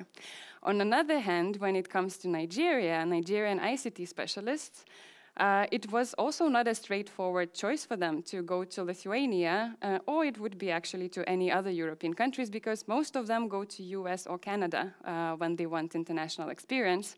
And of course, they didn't know about Lithuania, or at least most of them. So we also had to sell ourselves. So we say, to Lithuanian ICT companies when they talk about attracting international talent, that we shouldn't be so cocky about ourselves. It's not that we are the first destination for people that are qualified when they look for opportunities abroad. On another hand, this whole unexpected connection thing also raised a lot of curiosity, and we managed to get what we call industry champions to support us. And I think when we talk about private sector engagement, that was an important element of the project. I must say that we come from, as I said, I'm not a migration specialist, but I've been working in the ICT sector before. So this really helped us to collect all the support that we could, use our social capital to onboard people, to endorse the project, to say that this is good, we support it, we think that there is value added. And the range was from Infobalt, which is an ICT association in Lithuania, to a number of government institutions that were also part of what we call advisory board of the project that we had. And I also liked the quote that you see on the slide that was said actually during one of our closing events, because we are now finished the current contract, that people were sort of looking from a distance at the project, not exactly actively supporting, but like really thinking curiously what will happen out of it. And I think the curiosity and the skepticism, of course, the key source of the skepticism was the question of Nigeria. When you hear all the skepticism, you also have to remind yourself sometimes that this is the Nigeria you know, because this is a Nigeria we knew when we decided to do a project with Nigeria, a country of 200 million people with a huge young tech-savvy population that is super eager to have a career in tech. And we are not the only ones noticing that.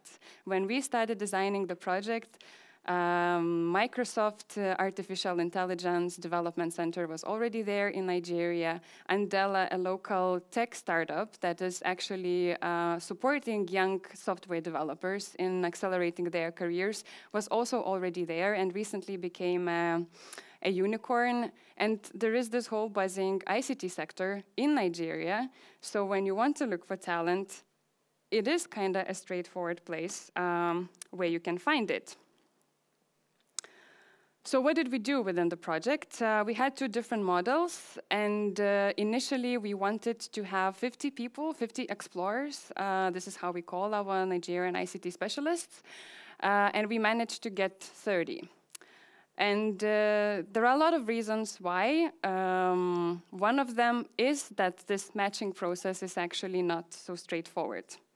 But we tried two different models. One was 1 year employment. So within that track, people were employed with work permits by Lithuanian ICT companies, paying them market level salaries as the law requires, and there were no subsidies from the project. On a second track, we had 15 entry-level data science, data analysis specialists. It was female-only track, because in the first track, we had very few women. And in that case, it was mainly participants that had very little, if any, work experience, and they also got a comprehensive data science training besides getting internships in Lithuanian companies.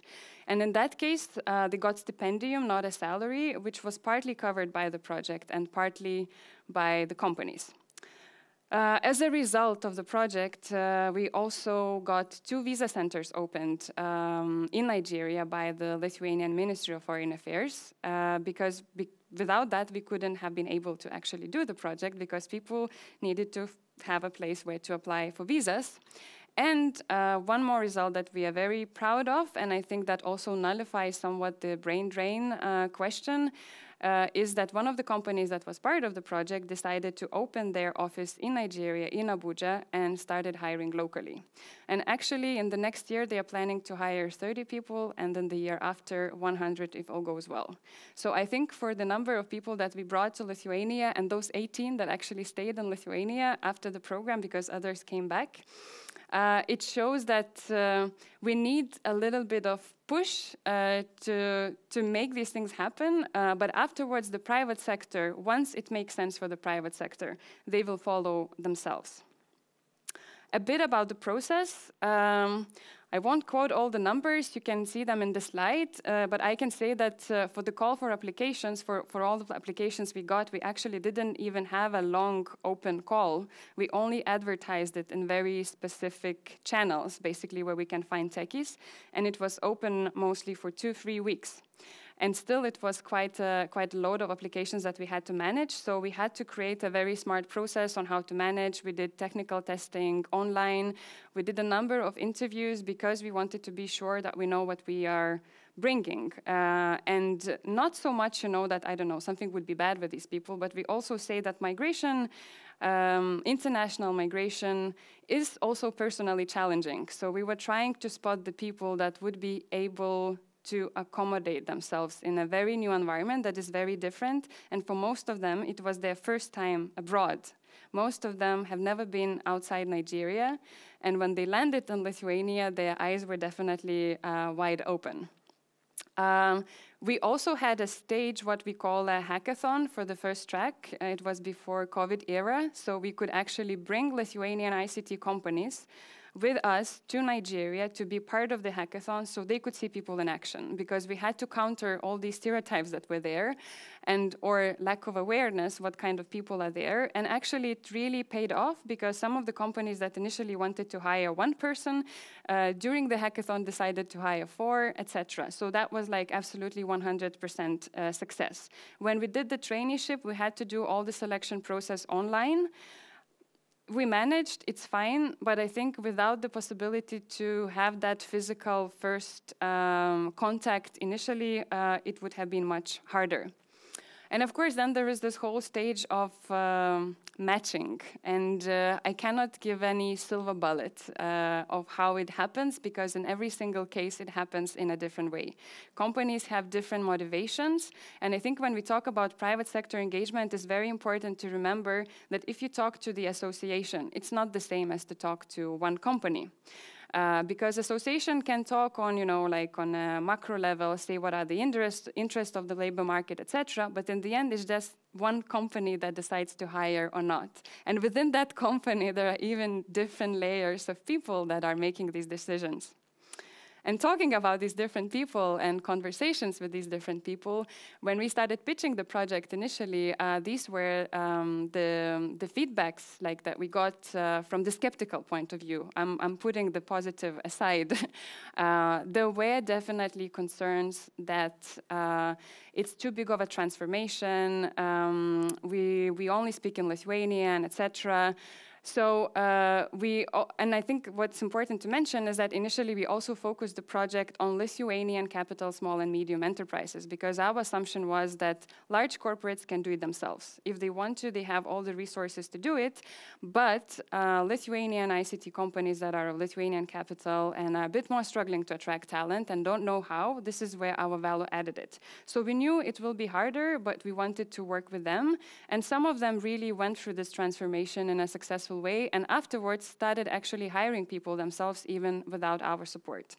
So here are a few logos, not so few actually, of all the companies that hired Nigerians either through the program through us, or actually it was that after the program people started moving to other companies.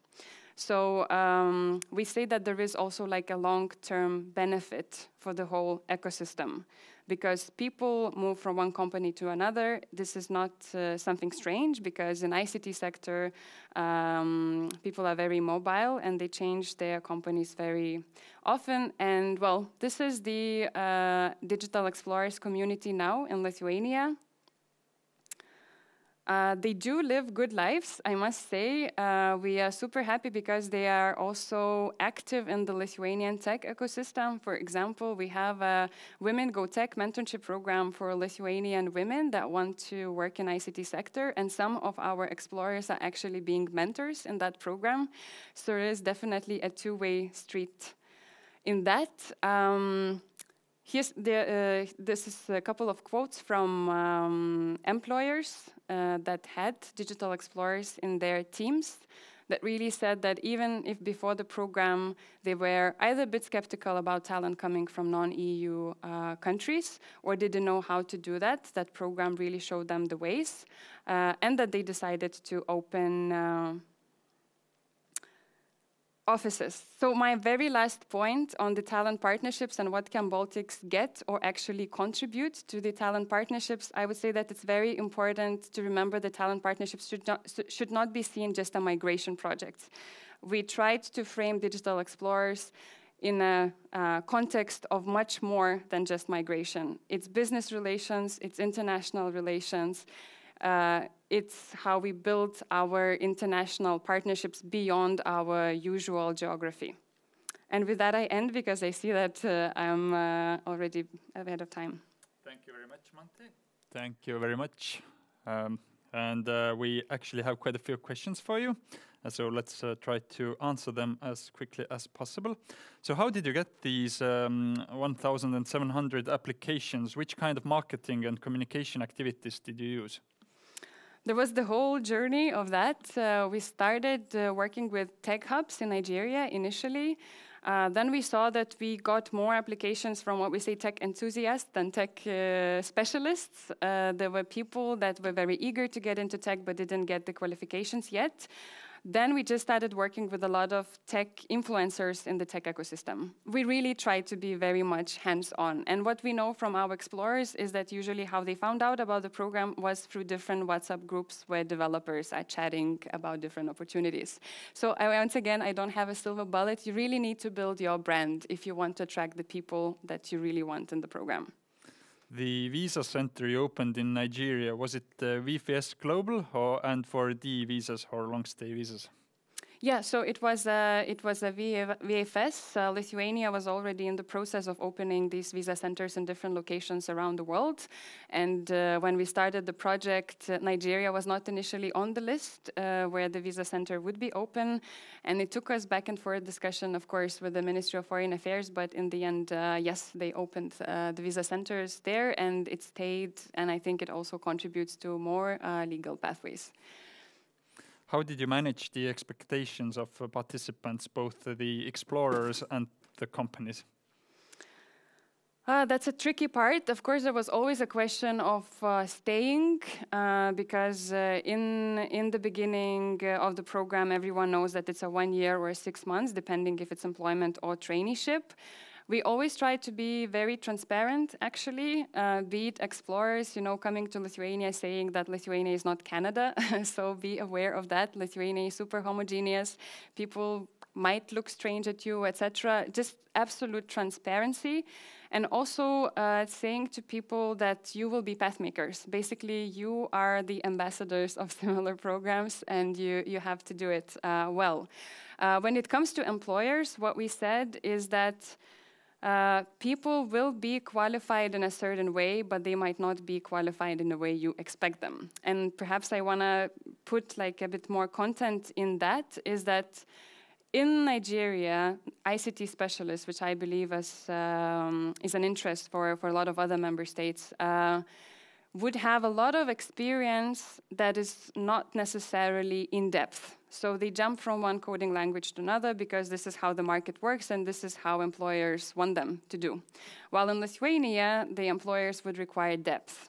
And when you do the matching, this is the tricky part, and this is where you need a lot of explanations why is like that and what the one side will expect and the other side can provide. And once again, no silver bullet. We just try to be there and try to manage all these feedback loopholes and do what we call cultural brokerage. Going on with the companies, what was the main motivation of Lithuanian companies? Was it cheaper labor force, as Lithuanian living standards are getting higher every year and labor costs more expensive? Or was it just the fact that the EU paid for everything? Actually, I must say that the EU funding does not help in a way, because ICT companies are rather skeptical of EU funding. For them, EU funding associates with one more EU-funded project that we don't know what is it about and what it brings. So we not always try to emphasize that in the beginning. The motivation is, well, lack of specialists. And I don't think the cheap labor here plays any role, because people move very quickly once they are in Lithuania. They can move to other EU countries because ICT specialists are in demand everywhere. And actually, they are not, the salaries are not so different in Nigeria and in Lithuania. So it's not that we play that hard.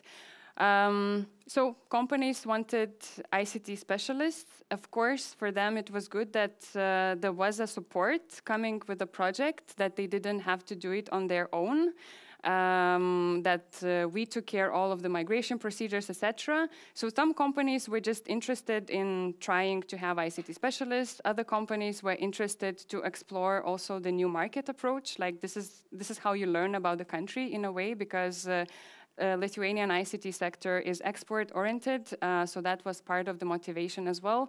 And for others that were already international enough, for them it was just another source of talent. Like it really, really varied, and we even tried to nail our pitch for different companies in different ways, sort of trying to guess what would be their motivation, basically. So really quickly, please mention again who was funding it from the EU side. So it's funded by the European Commission from DG Home, and it was managed by ICMPD. So our contract is with ICMPD. Do you see the need to teach participants Lithuanian language in the future?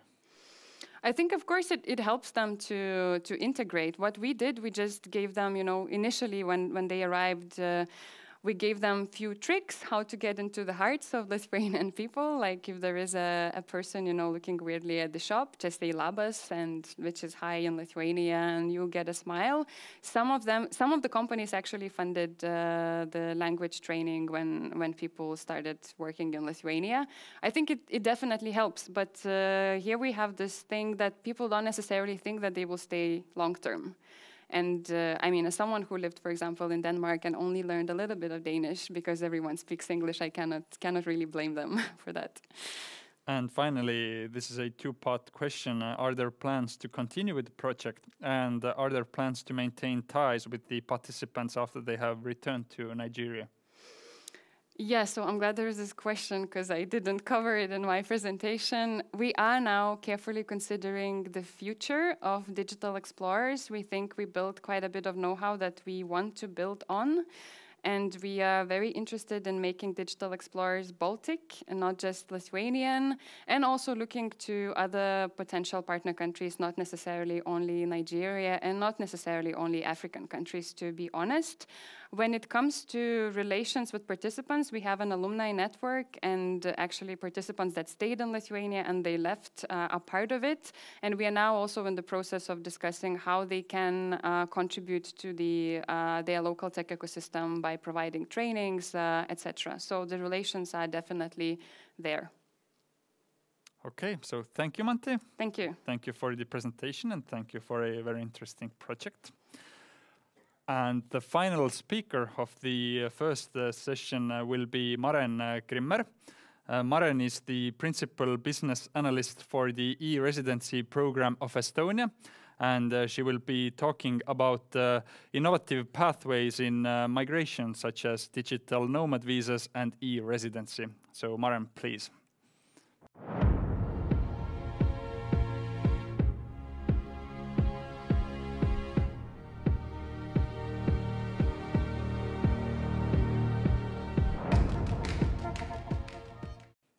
Perfect. Thank you very much.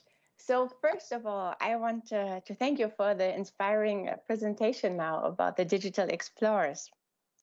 And this is such an interesting topic, so I can continue as well with other innovative pathways, some that Estonia has to offer as well. So I will introduce to you today Estonia's digital nomads visas, and as well the e-residency program. And of course, I know this is the last presentation before lunch, so I will keep it light and brief because I know everyone will be eager to eat. So, a moment. But first of all, welcome to Estonia. So, of course, we know all of us where Estonia is. My main talking points will be, like I said before, the e-residency program and the digital nomad visa. So actually, I had planned to be here in person today, but unfortunately, COVID changed my plans. And so I'm presenting from home. So please bear with me if you hear some kids' noise in the background. Everyone is trying their very best to keep quiet. But of course, I think this situation nowadays is nothing surprising anymore. Because I think when the COVID pandemic hit in spring 2020, I mean, obviously, not only people got sick, but remote work became as well the new normal.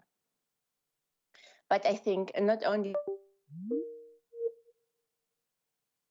huge numbers of jobs can be actually done remotely and online. And for the cool jobs, you don't always have to travel to some major cities, some major corporation, but you can do it basically from anywhere. So people with this got this possibility to work from anywhere. But this, of course, was kind of lacking some legal foundation as well. So governments were thinking how to provide this for this new working abroad. And they became very creative. And they issued new types of visas. And one of these visa types is the digital nomad visa issued by the Estonian government. And then when we think about working remotely, traveling, managing a company remotely, which is now very possible as well, because we have as well the e-residency program. And this facilitates all of this.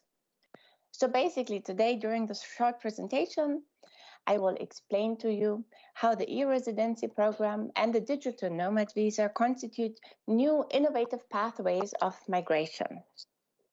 But now, let's enter e-Estonia first. But in order to understand the whole background a bit more, I will give you a short overview of e-Estonia and what it actually means. So this means that in Estonia, all communication in the public sector is done through a government-issued smart ID card. So here you don't have to fill out a bunch of papers, you don't have to wait in long lines, you don't have to go physical to the municipal office, to the tax authorities. All of this can be done online. And when you look at it from a business side, 98% of all the companies get founded online through the business registry. And it's very easy as well to declare taxes. You just submit it online. And this applies as well for the banking sector because 99% of all banking operations are done online as well. So I think this is very intriguing, isn't it? So I think let's look at e-Estonia's timeline because it will explain all the different electronic services that we have here because they constitute as well in a way a basis for this e-residency program what we have now and for the digital nomad visa as well. So here you see actually as well how these e-things are embedded in Estonia's society today. And if we start at the beginning in 2000, the first e-service was launched. And here the government's meetings were taken online. And as well from that year on, Estonians could declare their taxes online. And this I can tell you from my own experience, it's actually very easy. Basically, it arrives pre-filled, you just check it, and if it's fine, you click submit, and that's done. You did your taxes. In 2002, the digital signature was as well added, and as well in 2005, I think this is a very interesting point to look at, Online voting was possible in elections, the so-called I-voting here. And then as well, the e-business registry was opened in 2007. In 2014, if we look about further down, the e-residency program was launched, but later a bit more to this. And then in 2017, very interesting as well, Estonia launched its data embassy in Luxembourg. And this data embassy, it backs up Estonia's public service servers. And then, of course, last but not least, we have invisible services added as well. And this means basically that the government will actually tell you what needs to be done or what can be done, and not you doing your own research and seeing what options there are or what obligations you have. And then, of course, in 2021 as well, the digital nomad visa was added. So, but now I will come back to my initial speaking points after this short discourse to Estonia. So these two programs, the e-residency program and the digital nomad visa, they show new pathways for our new normal, what we have now. So on one side, we have the e-residency program. This actually lets the holder of this e-residency card use Estonia's e-services that I showed you before. And this facilitates immensely working and as well managing companies from abroad, especially because you don't have all this paperwork, all this paper clutter you have to carry around with you, submit somewhere. So everything can be done digitally. And then we have as well the digital nomad visa. And this provides the holder a temporary stay in Estonia and allowing them to work remotely, legally. And the legally is a very important point as well, because I think we had all read as well on situations of digital nomads working in Bali in those hubs, and they had been raided by police because they were not legally allowed to work in the country and so on. So this had been solved with the digital nomad visa here in Estonia. And I think as well, when you think about the two programs, you can see how they actually complement each other. The e-residency is actually a great tool for digital nomads and remote entrepreneurs to run a business and remain location independent. But so now let's go a bit more into detail. So what is actually the digital nomad visa? Well, this visa, it provides to eligible digital nomads a temporary basis to live and work remotely in Estonia. Eligible is, of course, very important. Here, it is meant in the sense that those are people who can perform their work location independently and who work for an employer registered abroad, or, of course, a company registered abroad, or which can be as well, the person works as a freelancer for clients mostly abroad. But then again, why a digital nomad visa? Why not any random visa? Here as well, the digital nomad visa combines the traveling and the working. But as well, I think if we see it from a wider perspective, this visa, it increases your mobility, your freedom. And I think the change in society due to COVID showed that the remote work is possible in so many cases now. And now people can experiment more. And this brings new opportunities, of course, for new citizens, governments, or even new businesses. So here we have as well the nice quotes that increasingly international mobility of individuals driven by personal desires for a change in lifestyle, freedom of choice, and self-fulfillment. It's a worldwide trend already since the 1980s. And coming to this worldwide trend, COVID-19 is creating, of course, these societal disruptions. But this opens as well up for new opportunities, and people are more keen to experiment, both for businesses and for the governments as well. But as well, we want to look at the e-residency program as well. So what is the e-residency actually? Well, with the e-residency, the Estonian government extends its citizenship beyond its own citizens and borders. So if you apply for this program, you get an e-residency card, which will serve as your digital ID. And this program is open for individuals from all countries. Let it be from Germany, France, Brazil, no, to Ukraine, Australia, well, you name it. Anyone can apply. And most e-residents are actually entrepreneurs because they work digitally and location independent. And as well, they want to start an EU company. And this is all very possible with the e-residency program.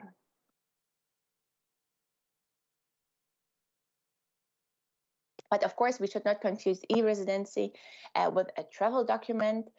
It is not the visa, it is not the digital nomad visa. And of course, the e-residency, you are an e-citizen in this regard. It does not grant you the regular citizenship. And like I mentioned, not the visa. It is as well not a residency permit and not a tax residency per se. And this always has to be checked with every country's citizenship and personal situation. So, but why would you actually become an e-resident? If this does not have convinced you yet, well, I think it's very nice to stretch here that you can register your EU-based company online and you can manage it remotely. This is quite cool, actually. You get access to all this huge variety of e-services that Estonia grants to its own public and now extends to the e-residency citizens as well. You can digitally sign contracts and other documents. And this actually is excellent. No piles of paper, no clutter. I think even if you know Marie Kondo, she would be super happy. Your desk looks very clean. You don't have to store so many papers anymore. Of course, you can take as well advantage when you are an e-resident of this huge global networks that comes with it, because with it you're joining as well this community of like-minded people. So that helps to connect as well, either to work together, to build your own new company together, or even just to go for drinks, maybe virtually, or if you meet somewhere in person as well. So now actually this is interesting. I have some numbers for you in case you're curious. So at the moment we have 88,746 e-residents. And as it came to my attention, I think over the last year even we had more e-residents than actual natural birth in Estonia. But well, this might be a rumor as well. When we look at this number of e-residents, they have built almost 20,000 companies already. And those companies are usually private limited companies, OÜ in Estonian. These numbers, what you can see here, are usually updated one time per week. So now they are very up to date, but next week it will look already very differently as well. I can show you some more slides as well. So here I was trying to find out some numbers on the digital nomad visa. Of course, there's a lot of data and privacy laws as well, so we do not have so much. But what I can show you basically as well is the number of digital nomad visas issued last year by embassy. So here, this shows basically in Moscow, they are the leading ones. They issued the most visas. We have Paris, Ankara as well. And this kind of, I think, gives you basically as well an idea of which citizens applied for this type of visas as well. I mean, you can go further down the list as well. Tbilisi, Kiev, London, San Francisco, New York. So I think plenty. If we look at the next slide, this actually shows you the e-residents we have by citizenship. Russia, Finland, and then Germany, Ukraine, they are actually the same at the moment. But I mean, this number can change obviously as well every week. So we will see. We're putting our bets who will lead next week, either Germany or Ukraine. I think this is, it's a very interesting tool. We have this dashboard now as well on our website, so everyone can see this. And of course, this is not the countries what you see here. There are many more. It would have just been too much for one presentation. I think it would have existed or exhausted the whole time, actually. So yeah, but it's always, the numbers are constantly growing, and we're very happy to see them growing, of course. So now here, we're almost at the end. You can actually see the famous e-residency card that I was talking about. So I would think actually this guy, he must be very happy. I think he just picked it up from one of the pickup locations. This means probably an embassy, the closest embassy to where he lives. He picked it up there, or maybe even came to Estonia. Although now during those pandemic times, I think most likely he went to his pickup location. But well, so to sum up my presentation today, I think the digital nomad visa and the e-residency program, they are these innovative tools what we have now that support our new normal. Especially since the COVID pandemic, the lifestyle changed or even evolved. And I think so working remotely is considered as normal. And so do people want to go back to how it was before? Well, I think a lot of people do not want to go back how it was before.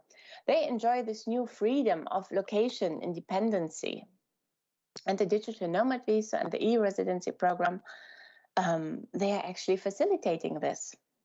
So in this regard, they constitute digital pathways for migrations, and very innovative ones, I think. So thank you very much for listening and bearing with me this time.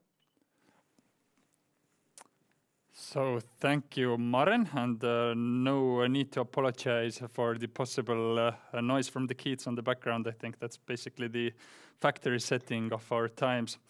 So really quickly, digital nomad visa was largely developed before the pandemic and launched in 2020. Are there any aspects that should be revised and further developed in response to the new situation? Basically, in this digital nomad visa, at the moment, it is with the tourism board, because it was launched, it's true, during the pandemic. And I believe as well, it works quite well. We see the numbers, a lot of people apply. But of course, the way or this eligibility, who can apply?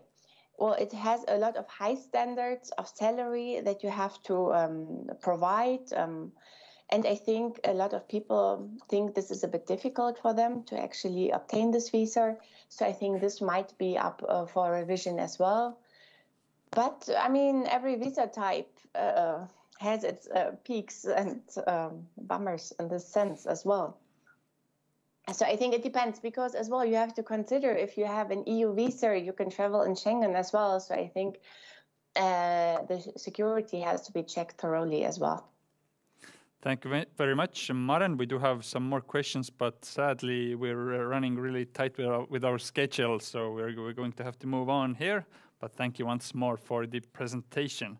So before we go to lunch, really quickly, as I asked before, we have some, or as I told before, we have some questions for you. And I asked one of them at the beginning of the first session. So can we see some answers for question 1 on the screen as well? The question was, what should be the priority when launching new pathways and partnerships for labor, migration and mobility? So as I can see, the most popular answer is addressing labor market needs in EU and member states, but it's rather tight. So I'm going to ask you to answer one more of the questions during the break, so we can see the answers at the beginning of the second session. Please answer the 4th question, question number 4.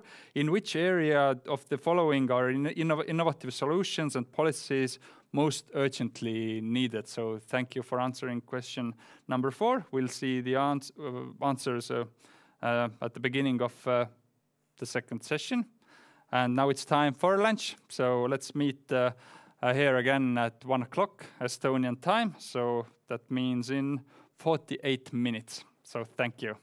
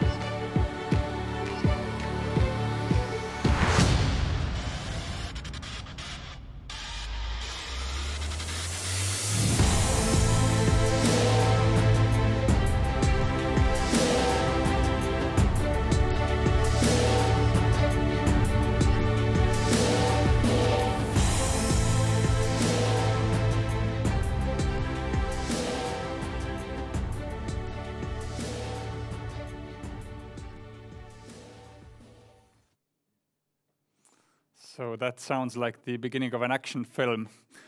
Welcome back, everyone. One more session to go, 5 more very interesting speakers to go. And as you probably remember, at the end of the first session, we asked you a question: in which area of the following are innovative solutions and policies most urgently needed? And hopefully we can get some answers on the screen. So it seems forecasting and analysis is the most popular answer, just ahead of increasing the efficiency of procedures. So we have another question for you now. It's the second question designed for the second session, and the question is: where do you see the biggest potential for harnessing the benefits of innovative technologies? I hope you will get some ideas during the session for answering this, and we'll see the answers at the end of the session. But as mentioned before, our second session will focus on the tools and technologies where we need innovation in migration and asylum policy. And beginning the session will be Derek Saunders, who is the head of the Border Security Observatory and a senior research officer at the Frontex Research and Innovation Unit. And he will be speaking about a very intriguing topic, artificial intelligence and border security.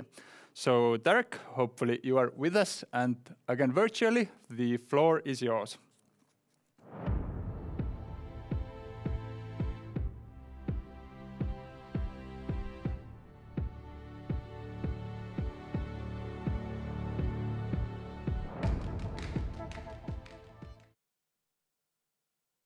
Good afternoon, and thank you very much for the introduction, and thank you very much for our organizer for this invitation, this opportunity given to us to present our views on artificial intelligence and border security. As mentioned, I'm Derek Saunders, and I'm the head of the Border Security Observatory in Frontex.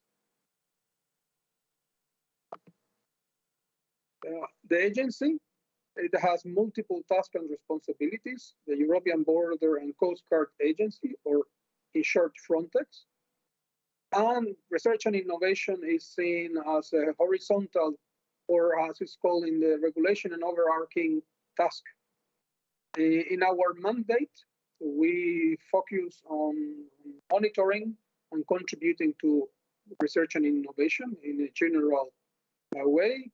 But we are also tasked to identify key research themes, topics, areas of interest, priority areas of relevance for our community. We have been tasked also to implement part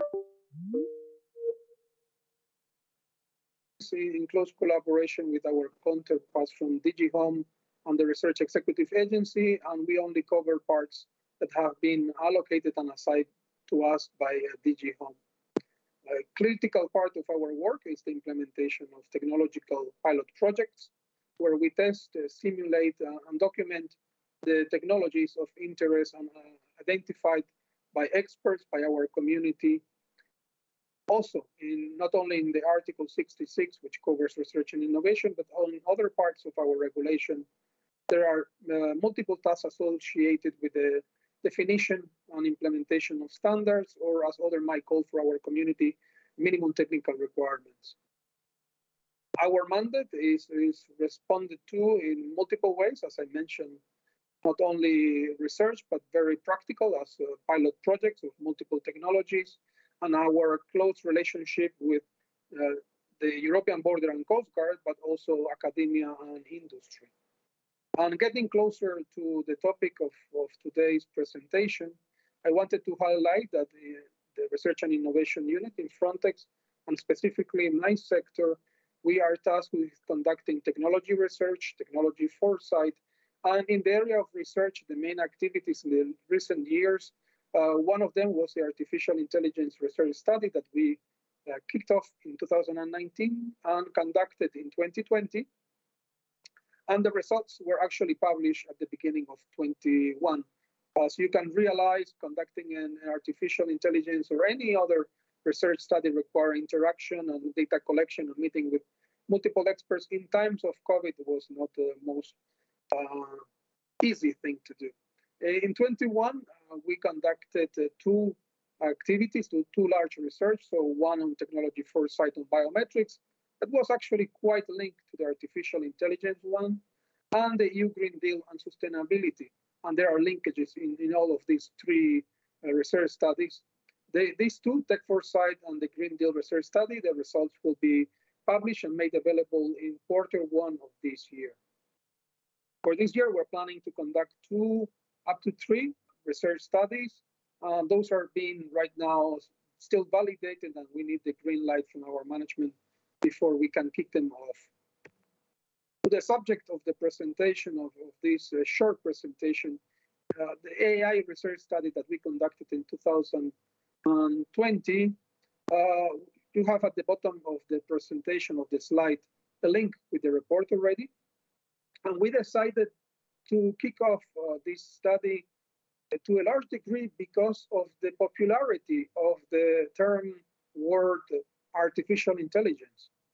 It has become in the recent years, again, a buzzword, a word that covers all and nothing. And there were different views in our communities, in the expert meetings. And it was clear for us, based on the feedbacks and the discussion with different counterparts, that we need to work on a research that will help us identify and understand which are the actual practical opportunities and what are the challenges for our community, for the European Border and Coast Guard. Not only providing those opportunities, but trying to assess what would be the potential impact of certain applications, certain technologies, application of AI, and its feasibility, because we might have some large potential of implementation, but if the feasibility is very low, it's very complex, then obviously for our community, it would be difficult to implement. And we had a high interest in the identification of barriers, because knowing the barriers is easy then to implement and work to deliver good capabilities.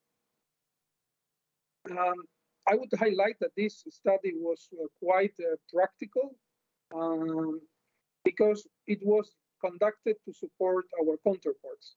And our community is a law enforcement community, so it's a community that tends to look for fast response, answers to questions in a swift way. So in order to have a product that would be delivering what they were expecting, we had to select tangible use cases. And we selected with the research team 9 use cases. These were based on one side on based on the scope of the study, because the study is about AI, but in parallel, at the same time, there was a similar study conducted by DG Home, and we both sit down and agree on which part of the domain of the area of AI would be covered by which side. So our counterparts, our colleagues from DG Home focus, I would say, more on the administrative side and the documentation side, the application, the use of AI for supporting applications, for visas, for example, where on our side, we focus more on the operational implementation, operational activities. The 9 use cases, they could be divided actually into 3 groups. One group is the application of AI, what I would call AI in the field, AI in the operational environment. So for example, AI in surveillance towers, in small UAVs, in these complex heterogeneous robotic systems where we have multiple types of systems utilizing AI. Then there is the group of AI, what I would call a bit AI as just software, in somewhere in a computer, in a server. So here we have maritime domain awareness, object recognition, and geospatial data analytics. And then a very important part, a very important group, which is sometimes omitted, which is a bit of the back end. So the machine learning optimization. So how to help in the identification of the best machine learning algorithms to solve issues. And a critical application, a common application in business, which is predictive asset maintenance. Now, the results, because that's what was important for us. With regard to feasibility, and before I move, I need to give a caveat. This study was conducted in 2020. So as you can imagine, some of the findings are no longer valid or have slightly been modified. So I have to highlight this caveat, and the expectation that we have is a certain moment in time, we will have to update this study. So based on the information and the discussions in 2020, the highest visibility of implementation for the 9 identified use cases was predictive asset maintenance. Why? Because this is a technology, this is an application that has been in the market, been used by business for a long time. Multiple assets, trucks, buses, planes, unmanned vehicles, and letting AI identify the probability of an asset of, for example, a bus, a truck, that it might require maintenance, or identifying before it breaks down. And this has been done in the market for quite some time. So the feasibility of, in a way, copy-pasting into our domain is a high feasibility. Also in the podium, maritime domain awareness. So having AI supporting our understanding, trying to understand what is happening in the maritime domain, classifying vessels, objects, giving them possible risk ratings, providing recommendations. And the third is object recognition, identifying objects, recognizing, classifying them. And this is something also has been in the market for quite some time. With regard to the expected impact, heterogeneous robotic systems were the top. This is because, in a way, heterogeneous robotic systems is a use case that includes different use cases. Because we're talking about remotely pilot assets, maybe what I mentioned before, surveillance towers based with AI, and all of them working together, supported also by AI. Each system addresses a different area of work. That's why the expected impact would be very strong.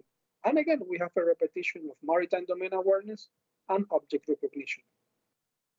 In the chart, as you see, both the heterogeneous robotic systems and the maintenance, automated maintenance, they are quite to the extreme. So it's clear why they were on the top. But for us, the most important result was what would be the combined impact and feasibility. And here we have actually the number 2 and 3 moving to the top. So maritime domain awareness had the highest feasibility and impact. And another use case that unsurprisingly jumped to our top 3 was automated border control, because automated border control is also been in the market for some time. It's been utilized by industry, but by national authorities already. And the impact is obvious. This is high impact. Improvement in the seamless travel, security at the borders is fundamental. So here you have the top 3. And then the secret, and probably, well, we are here talking about technologies, management of migration, technologies. The secret for AI, I think, is quite obvious, is the data. Is the quality of available data, is standardized data, but I think something that sometimes is missing by some is not only having this large pot of data, this big barrel of information, and let's assume it's standardized and it's really high quality, but we need to have also the training data. We need to have this data that tells us what we are looking for. Example. For the maritime domain awareness, we don't just need, for example, AIS data, so the data sent out by vessels, ships, but also information on which vessels actually were committing a crime, were, for example, conducting smuggling of human beings, trafficking, etc., etc. If we don't have those, the system will not be that effective. So we need not only the large amount of data, but that specific training data too. Very important for us was identification of, I mentioned the barriers, but it's important to look at them in a way. We have ethics, human rights, and regulations in the middle, because sometimes it seems by people as a barrier, because we have to have more control, we have to implement certain regulations. But I would disagree with that view of some. For me, it's more of an enabler, because having it clearly stated, for example, we will have soon the AI Act, where we will know exactly what to do and how to implement a solution that is according to the law, that is following fundamental rights, human rights. So it's easier to implement, and we have in the back of the mind, okay, we have followed the regulations, and now it should be done and it should be correct. We don't have to guess. And obviously some barriers become enablers. So lack of understanding and awareness in the domain, in the group of experts about the capabilities of AI is a barrier. But the moment those experts have a good understanding and awareness, it becomes actually an enabler. And this understanding and awareness is critical. Important also, we identified which ones could be and should be the future tech enablers for AI capabilities, and for our groups, for our community, biometrics, the improvements in biometrics technologies, higher resolution, more, again, data of higher quality will help improving the systems, but also blockchain technology, which might help in the security, and some wild cards, a bit robotics and heterogeneous systems. Those are also expected to bring added value and have a role to play in the future of AI border management and border security. If I were to summarize what I think are the most relevant points from that we obtained, a bit of conclusions, definitely AI is a complete part of our new reality. It's part of where we live, and we have to accept it. We shouldn't be thinking, oh, someone is implementing AI, using AI, what a surprise. AI is all around us. AI is definitely not a solution for all problems.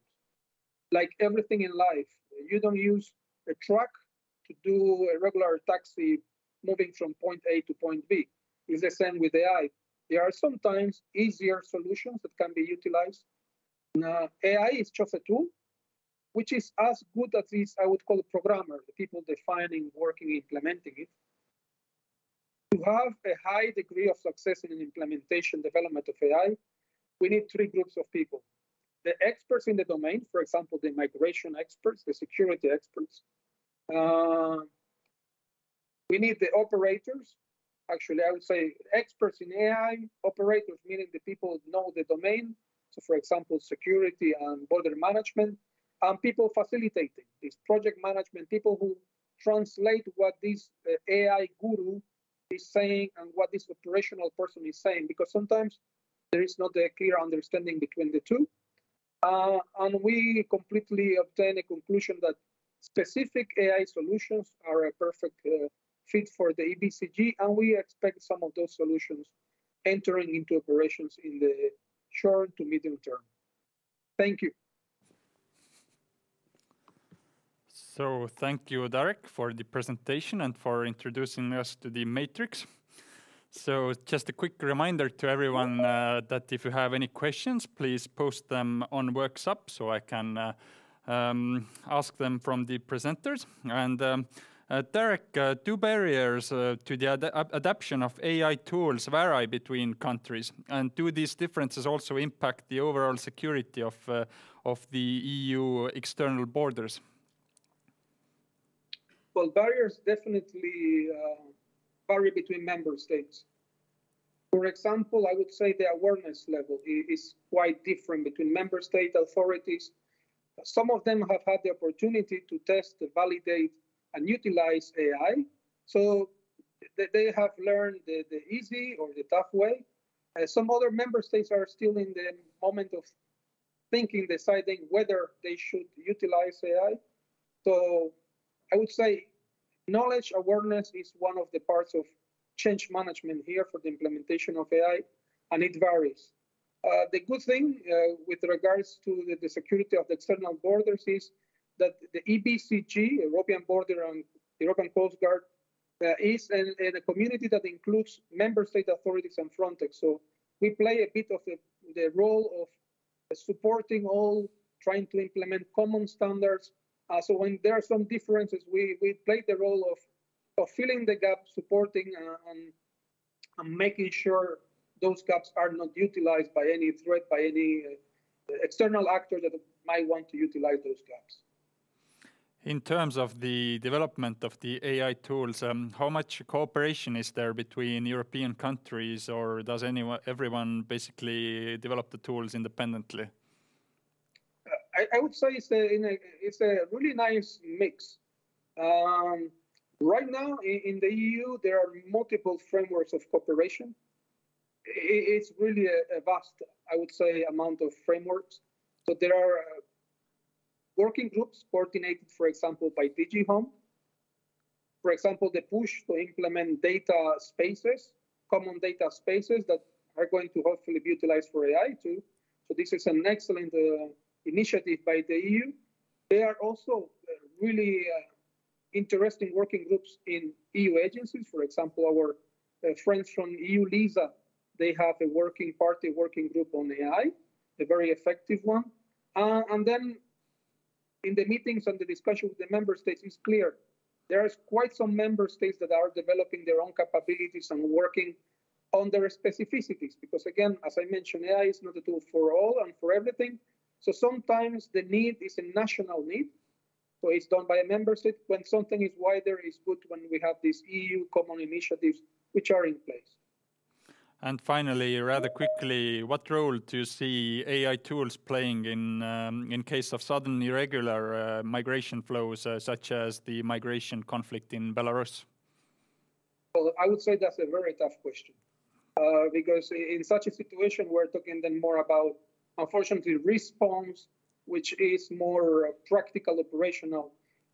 I personally see AI tools more as this recommending, this proposing asset, this technology which gives us an indication, for example, in awareness, would tell us pop-up window, for example, or notification saying, dear operator, be aware in this border section, there might be a high risk of a flood.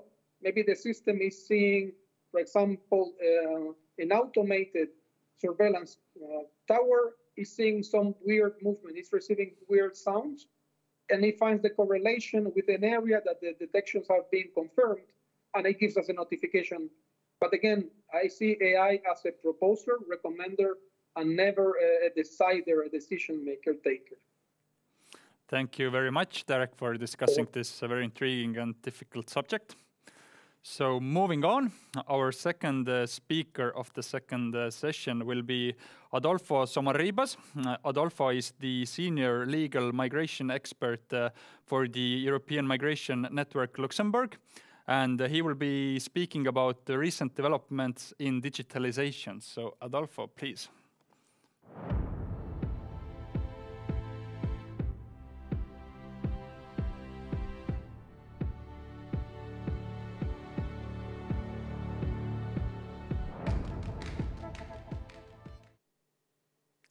So, well, now can you hear me? Yeah, well, thank you very much. Well, for me, it's a pleasure being back in Estonia. And last time I was here was before the COVID, and you know, it's always a pleasure being here. I want to thank the EMN Estonia team for inviting us. Today, I'm going to do probably a very difficult exercise for a lawyer, trying to explain technical things. Especially, I'm going to present you the preliminary findings of a study that informed that EMN and OECD are conducting on digitalization and artificial intelligence.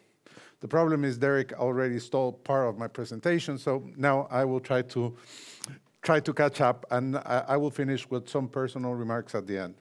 Well, where this idea came from, this collaboration with EMN and OECD, we have a strategic cooperation since the COVID-19 pandemic.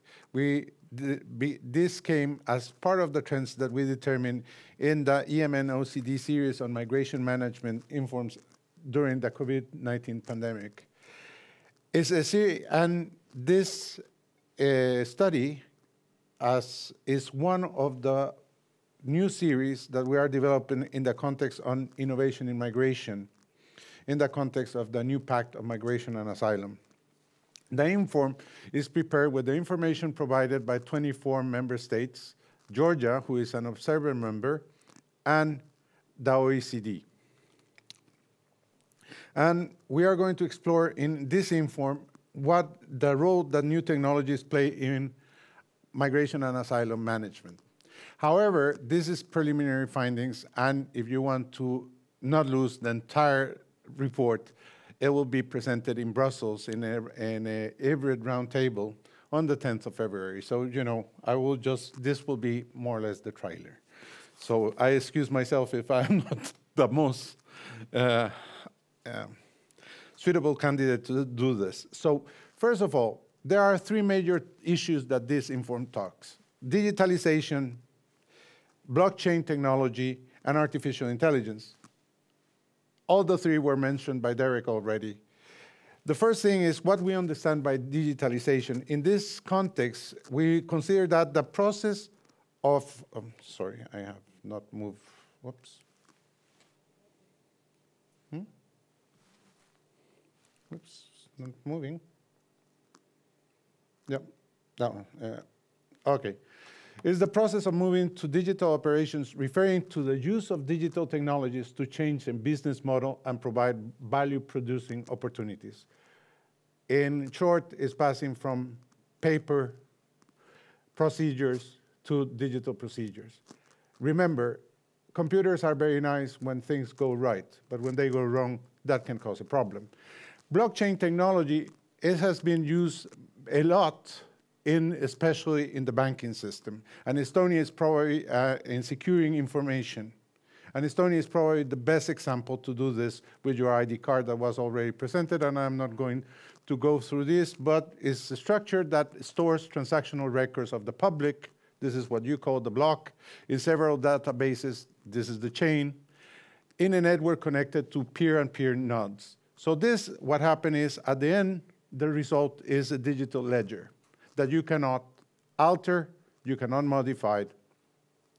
And this, you will see, that can cause several problems at the end. And in the artificial intelligence, is systems that display intelligent behavior by analyzing their environment and taking action with some degree of autonomy to achieve specific goals. Be careful in this sense, because artificial intelligence in migration management only can be used as a support, not as a decision-making tool by itself. And we will see why. So, what were the first preliminary findings that we got into this Inform? Well, first of all, EU member states, Georgia, and non-OECD countries have increased the use of their digital technology in the migration and asylum spheres in recent years. In Europe, we begin more or less in 2007 with an introduction that Portugal did, and it began increasing since 2012. However, there are two main factors that actually trigger that we pass to the next speed level.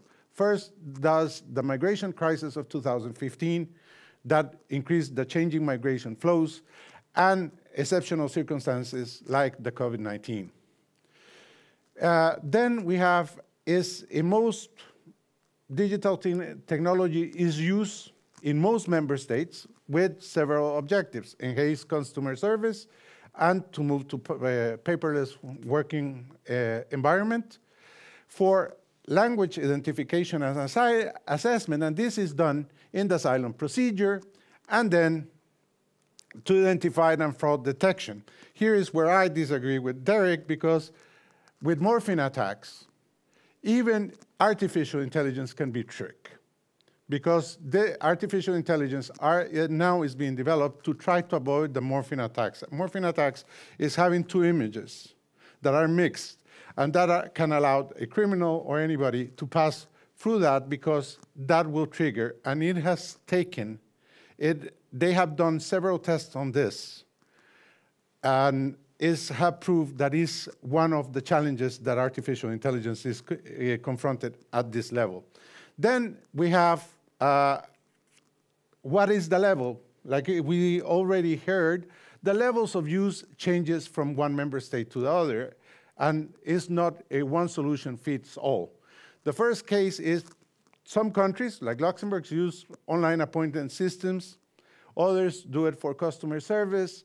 And there are just other member states that use portal for lodging applications and tracking applications for asylum, asylum applications, resident permits, or naturalization applications.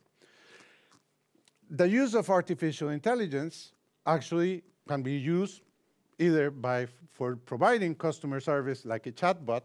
You know, you have these virtual assistants that talk with a very nice voice sometimes, and the language identification software that you can use in asylum procedures. And then we have the blockchain technology that we are going to analyze.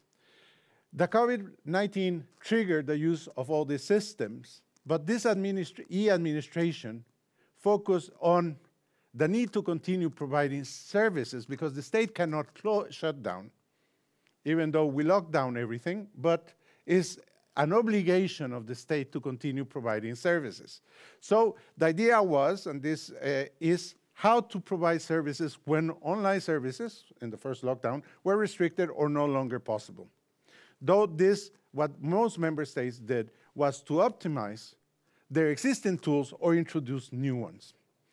But like I said, most of the member states and Georgia have reported that they have this kind of thing. So now let's see what happened in no-EU OECD countries. The best examples are Australia, Canada, New Zealand, and Chile. Chile was, if I have shown you, I couldn't contact a friend of mine, Álvaro Belomo in Chile, who is the responsible of the Secretary of Migration. He used to have a beautiful picture on how his office looked like, and it was full of boxes. When they digitalized, the office is clean nowadays. So here they have proven that these are the good examples. However, in other non-EU OECD countries, the situation is not so clear. And the best example is the United States. The United States began a procedure in 2005 introducing, trying to digitalize all their asylum migration procedures. Until now, they only have been, from 16, they have been only able to comply with 2. Because why? This is a main problem that technology has. Sometimes we are confronted that there is a new technology, and what we decide is, oh, because there is this new technology, I have to use it. And sometimes we don't know what we are looking for. And then is when the engineers begin putting the problems, that the problems begin. Some EU member states, like I said, have mentioned why they introduced it, enhancing the overall customer experience and greater efficiency. But curiously, the OECD highlights that the online visa systems are the norm in most of the non-EU OECD countries. Well, Lithuania already mentioned this with the BSFS system. So now, let me give you some nice examples. This is the digitalization for resident permits and citizen applications of Georgia. This is the distance service unit of the Public Service Development Agency. And if you see, it's very interesting. Any Georgian or any foreigner can make his application worldwide without stepping a foot in the administrative offices in Georgia. And this, how they do it, you connect to this to the PSDA, the Public Service Development Agency, via video conference. They verify that you are the person who you are saying it is. Then they will verify that the application is complete and that you have attached all the documents. And then they pass this the entire file is sent electronically to the Department of Citizen and Migration, and they will take the decision. And voila, you have the documents. I have seen this, is wonderful. I have seen delivering a passport in like going to McDonald's through the drive-thru. Then we have what the Greeks did. This is the Greeks. It's the Greece Integrated Information Citizen System. This system was introduced in 2017. Most of the people always complain that the Greeks are not very disciplined. But here the problem was that applications for citizenship were taking very long. Why? Because you have to consult different public, go to different administrations. But for example, criminal records, they will never give it to you in person. They have to send it by mail. If you have ever been in Greece, the mail can get lost. And so when it arrived, probably it was 6 months later, so you have to begin the process again. So what they did is everything can be done electronically from the invitation of the interview all the way back to taking the decision, and the summary that has to be published in the official gazette is sent electronically. Okay, now we move to a more problematic thing, blockchain. Only 4 member states said that they are using technology in migration management. Like I said, what are the benefits? It enables exchange in highly sensitive information. It allows to connect different services and systems in a secure environment, and to improve information flows between authorities involved in the migration management without being able to be hacked easily. Well, like I said, Estonia is the leading on this because of the country system on e-governance and e-identity. And if you remember last time that somebody tried to hack your ID cards, you just did a new system. So, and then the BANF is working in a pilot project of blockchain infrastructure called Flora to manage international protection applications and Dublin transfer. In this moment, they are doing it in the Center for Arrival, Decision and Repatriation, Anchor, in Dresden. It supports the coordination and exchange of process data across organizational workflows, but does not replace the existing systems. It only improves the flow of information between different administrations. Now, let's go to artificial intelligence. Only 7 EU member states, this will answer your question, have confirmed that they are currently using artificial technology for purposes ranging from language identification and assessment, identity and fraud detection, and case management and interaction with clients.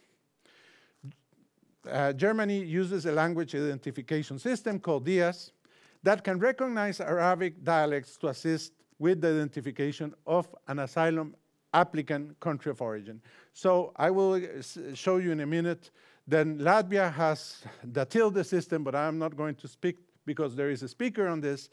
And then you have the chat box. There are these virtual assistants that I already mentioned that will provide the client answers to their migration queries. Artificial intelligence is also used to detect document fraud in the facial recognition systems at the border and in other border checks, but I already explained you what are some of the challenges. And then the Morphin attacks that I already explained. And some member states said that they are planning to introduce this type of system in more or less these 4 categories that I already mentioned. But Germany is going a little bit farther, trying to do forecasting of migration flows. But this is just in a preliminary stage. So here is the DIAS. The DIAS is very simple. And, well, it's not very simple. It's quite complicated in the sense from a technical point of view. But what you do is you obtain the authorization of the applicant. You put him to describe this little picture, very detailed, that he speaks fluently.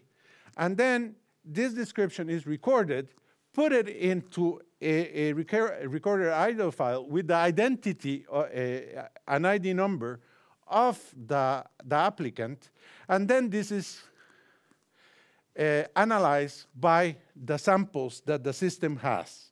And actually, it's quite good. I actually saw this being applied, and actually, at 79%, it can tell you where the person original comes from. So this goes to a caseworker, and this just is an element that the caseworker will take for defining if the person is telling the truth or not of where his origin comes from. So what are the challenges? And don't worry, I'm finishing. Fundamental rights. the protection of personal data. Here is where blockchain poses a big problem, because it's the right of rectification or erasure of personal data. If I erase you from the system in Estonia, you don't exist any longer. You are nobody. You are a stateless person, actually. This was the basis of a film years ago that was called The Net, and actually this is one of the risks. FRA, the Fundamental Rights Agency, has identified other risks such as equality, non-discrimination, access to justice, and the right to good administration. How you can complain to this. And then we go to a problem that we have not discussed. Artificial intelligence is not only the quality of data, like our colleague from Frontex mentioned, is there can be a program bias, because the person who programmed is the one that can do it. And this actually, a good example was when the Dutch government fell, not because of a migration thing, was a tax issue, but they programmed to anybody who has background, migration background, they went and checked it out, and that affected 50,000 people in the Netherlands, because it just went for a correction. So this can actually develop unequal treatment. Other challenges. We are going to create a digital divided society and the access to online services.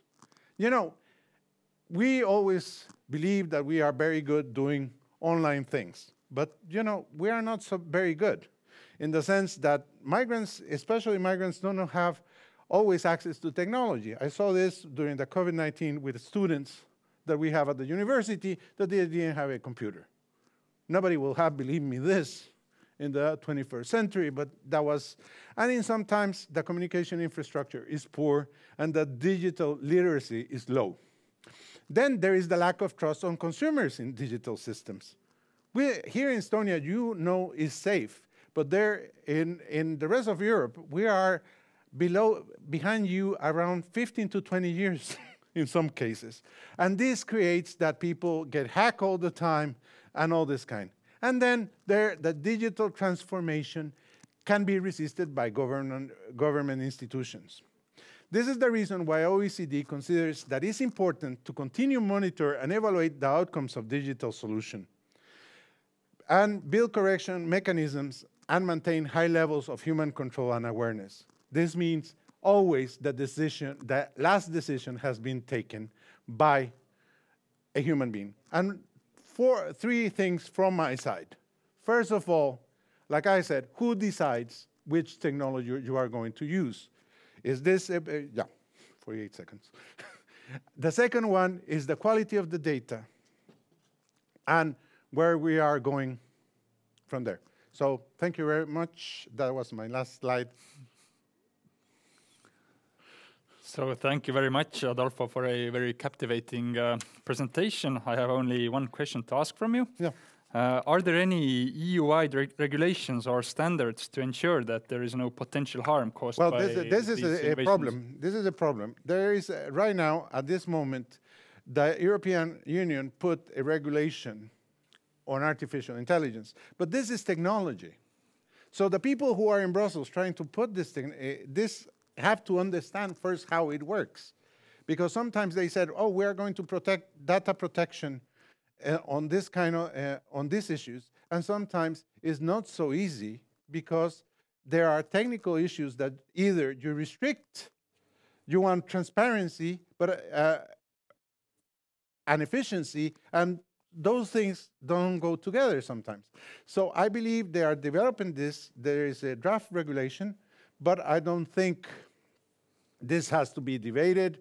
And, you know, member states, and one of the last things I just wanted to mention is some of this technology is proprietary of private companies. So that poses another problem, that you cannot be trying to put limitations on private enterprises in this kind of thing. So I believe there is a lot of things to discuss at the European level, but this is not the thing. Probably this will be taken in other. So if no questions, thank you very much. Thank you very much, Adolfo.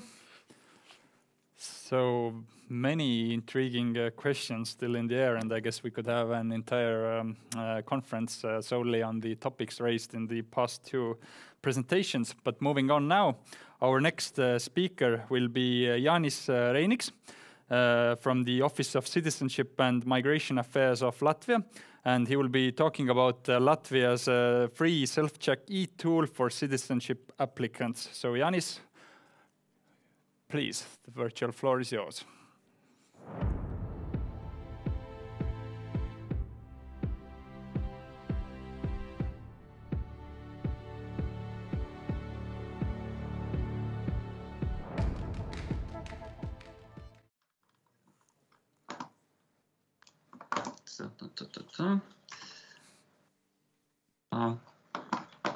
Do you see my slides, please?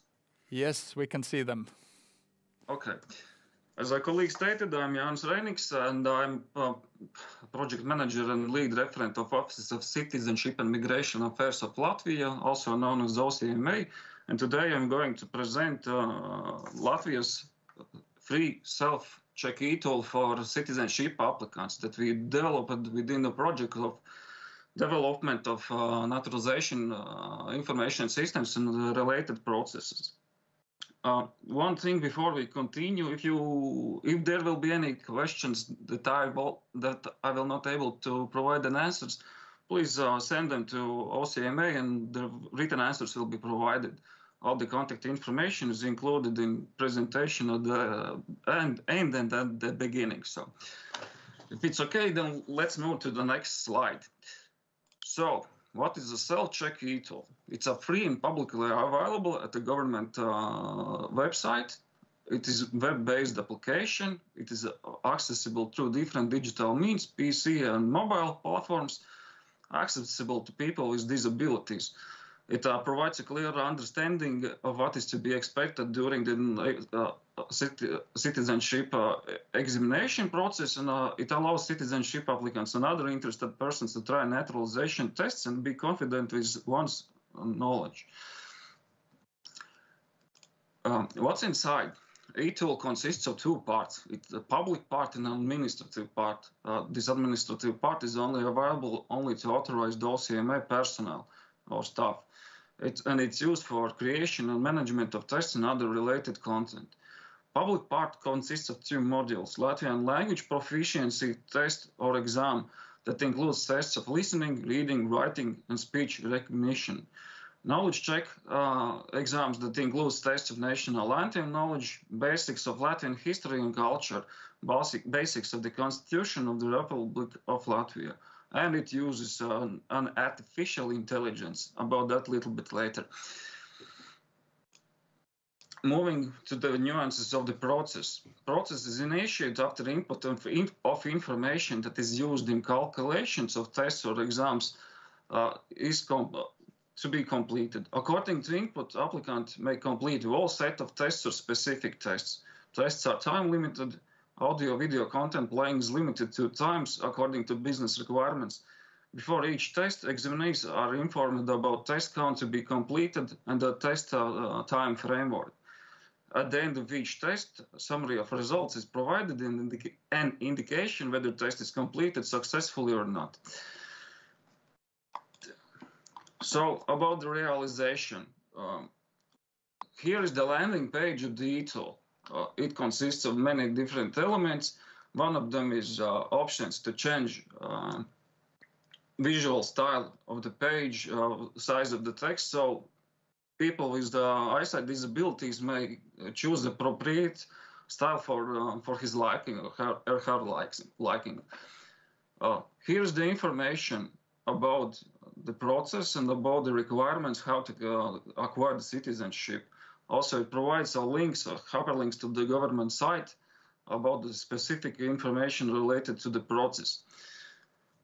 Here in this part, we have checkbox that gives consensus about personal data processing for the further purpose. If this checkbox is not checked, then it means that process cannot be initiated and tests cannot be completed. So we have to take account all the physical requirements of physical data protection.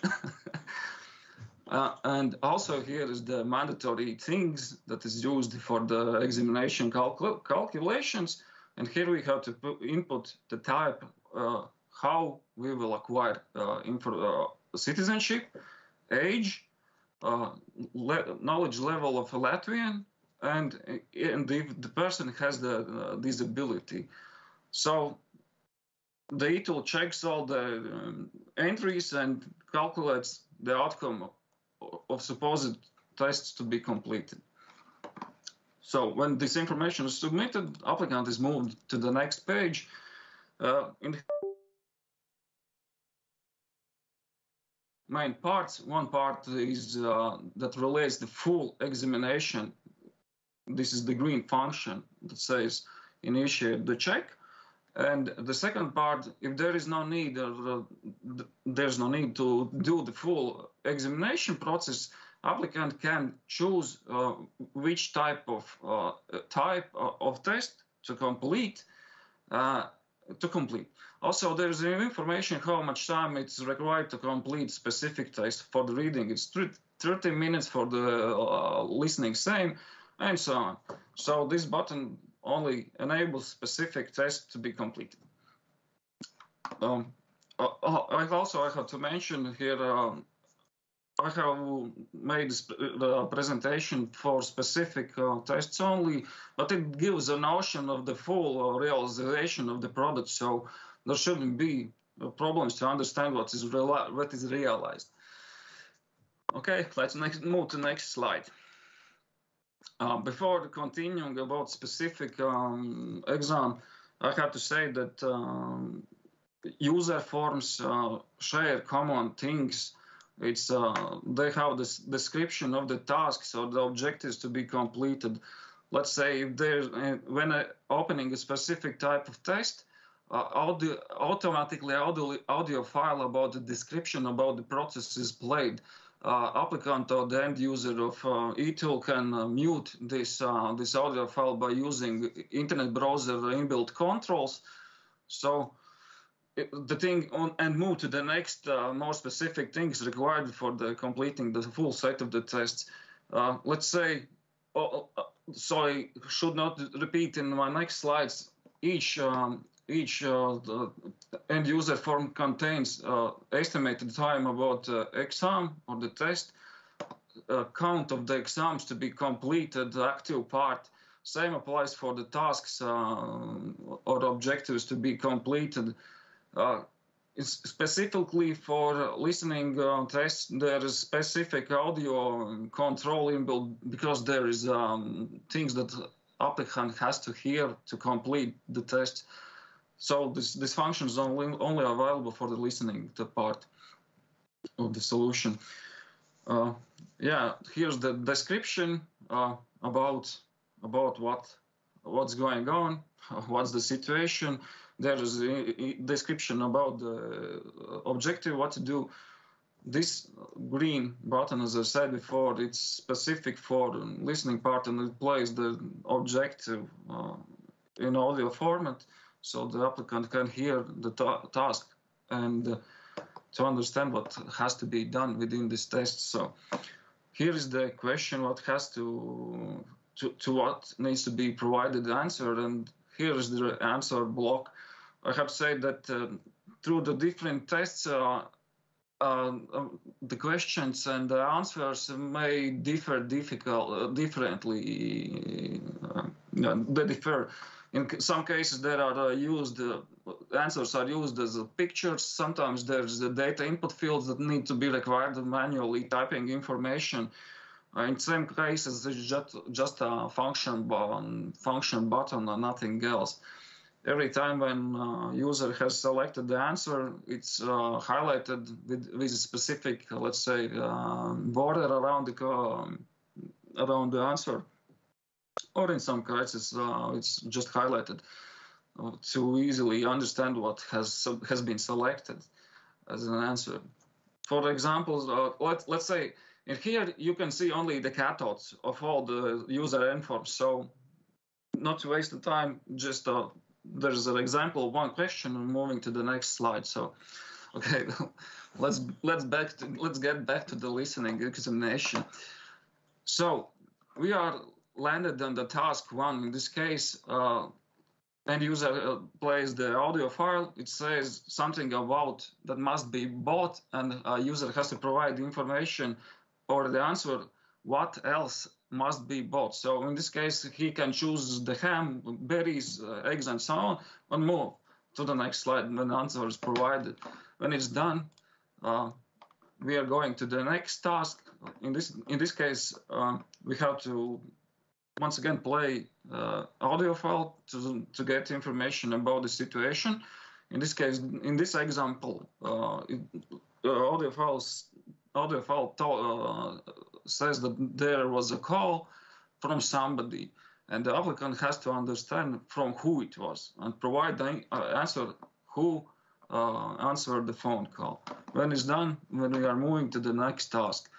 In this case, as you can see, and I said previously, we have to read.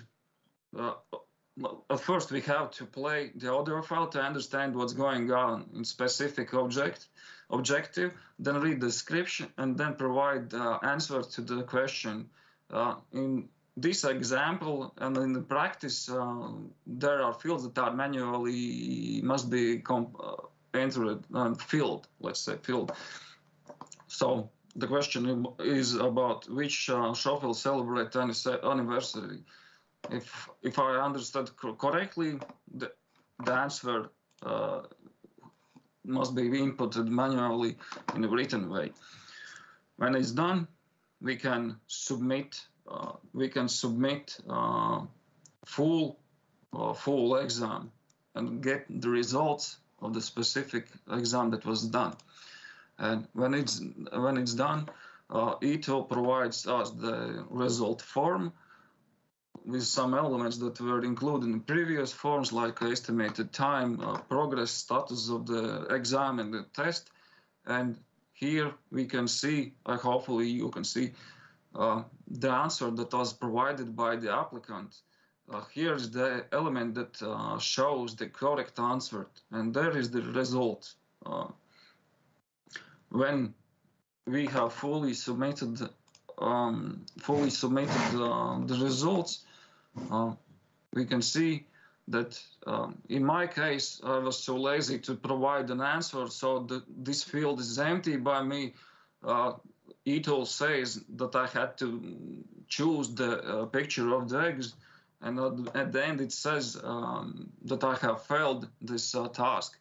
And there is this one thing that uses this beautiful button, thumbs down, in red, that says that I have failed the exam. Okay, this thing was about a listening examination. One thing I have to say that all the exams and all the tests use the same indicators, like thumbs up, thumb down, red cross, and a green check for results. So it's easy for the applicant to understand if I was successful, if he was successful, or he was not, and what must be done in the following, let's say, days. Okay, yeah, this slide is related to the results page, so I'm not going to speak about it. So it gives a notion that there's a module that we have to provide the answer fully. Okay, moving to the reading examination. Same things: description, time, task, account, and so on. In this case, in this task, there is objective to assign answer to the information sign that we see here. The information sign says that museum is closed on Mondays, but answers are there are different answers, different meanings, and the applicant has to understand that one of these answers says that visitors to the museum is not welcomed on the Monday. So if he chooses the correct answer and submits it, then the system shows it. Okay, moving to the next slide. The next slide is same. Sorry, just to intervene for a moment. I know you have quite a few slides left, but you're also you have less than 5 minutes left. So I would be really thankful if you could. Yes. Let's say then. Let's move to the next thing. Okay, if you have this presentation available and you may acquire it from me later if there is need, so you can always try to play with the solution that we developed.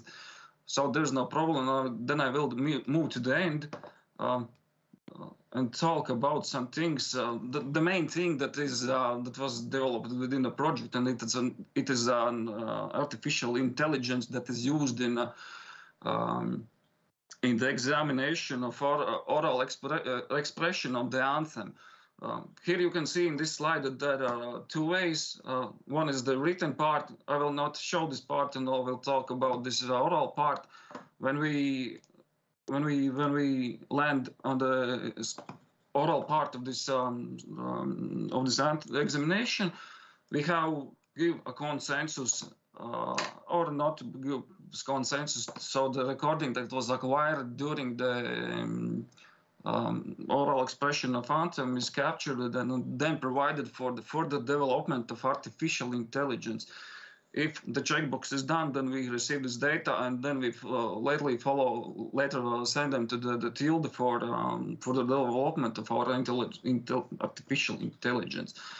So, in short, when the process is initiated, the user has to press the recording button, clearly speak out the anthem, and stop recording when it's done. When it's done, end user is landed on the results page where a predefined anthem is shown, and there are there's shown the text that was captured by our artificial intelligence, and also when the capturing was received. There was done manual, but there was done validations, so automatic validations. So artificial intelligence may understand which words matches the predefined text. In this case, we can see that from this example that matching things are highlighted in green color. Of course, I was too lazy to fulfill the full set, so in my case, this exam is failed, but it gives a notion that the validations, the capturing was done, and artificial did its part. Okay, let's move to the next thing, basics of the culture. Let's move to the end, please. At the end of all the examination process, as I said, there is this full set of results and indication if the process is completed successfully or unsuccessfully. Also, end user can provide, or the applicant can provide feedback about the solution, about the questions, and so on, etc. Etc. Some facts at the end. Since go live in July 2021, there are 27,000 views. The artificial intelligence was done in cooperation with European language technology and localization company Tilde. So their language-based libraries are used in our solution. To deploy artificial intelligence, as far as I remember, there is need at least for 130 initial audio recordings from non-native speakers. At the moment, I suppose we have captured more than 1,000. The same thing is the audio recording submitted by the examiners, as I said, is used for development of this artificial intelligence. And artificial intelligence training is a complex and time-consuming process that is not possible without quality and diverse data. So in order for speech recognizer to be able to fully recognize national anthem, it needs thousands of different audio samples, because there's a different pronunciation of words, different dialects, diction, timbre, accents, and etc. So these things are taken fully in account when we are machine learning. And at the end of the presentation, I can say that we did some public campaigns.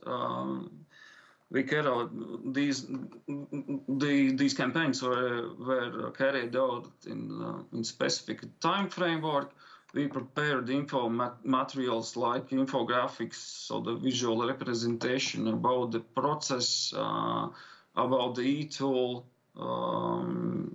related things. So these materials are available for the publicly available for people at the YouTube, as you can see, and then the Office of Citizenship Migration Affairs homepage. So yeah, that would be all for me. Thank you for attention, and if there's any questions, please.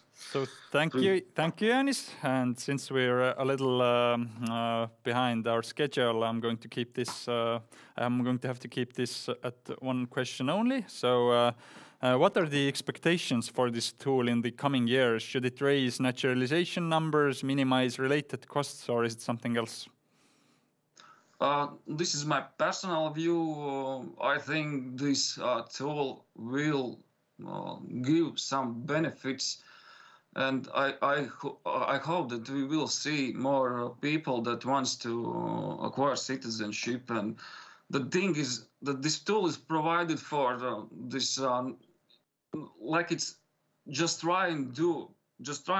There's nothing else asked from you. If you are trying to do and you are unsure that you can do this, why not to use it and go for the real thing that is citizenship in this case? So I believe it will help in next or following years. Yeah, that would be all from me. Thank you very much, Janis, for your presentation. And I know there were some more questions, so I think you have Janis's contacts as well. So if there are any urgent questions you might have, you can just contact him directly. Okay. So, thank you. Thank you once again. And moving on from here, we are now at our home stretch. We have two more speakers. And next up will be Ivan Dvoilenko, who is the deputy head for the State Migration Service of Ukraine.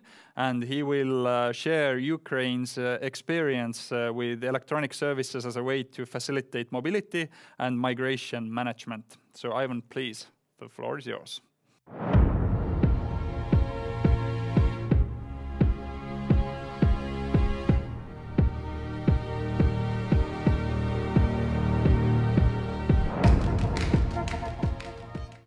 So glad to share our experience and to show how we can do our migration management in Ukraine, and also our providing experience in first e-documents in our countries.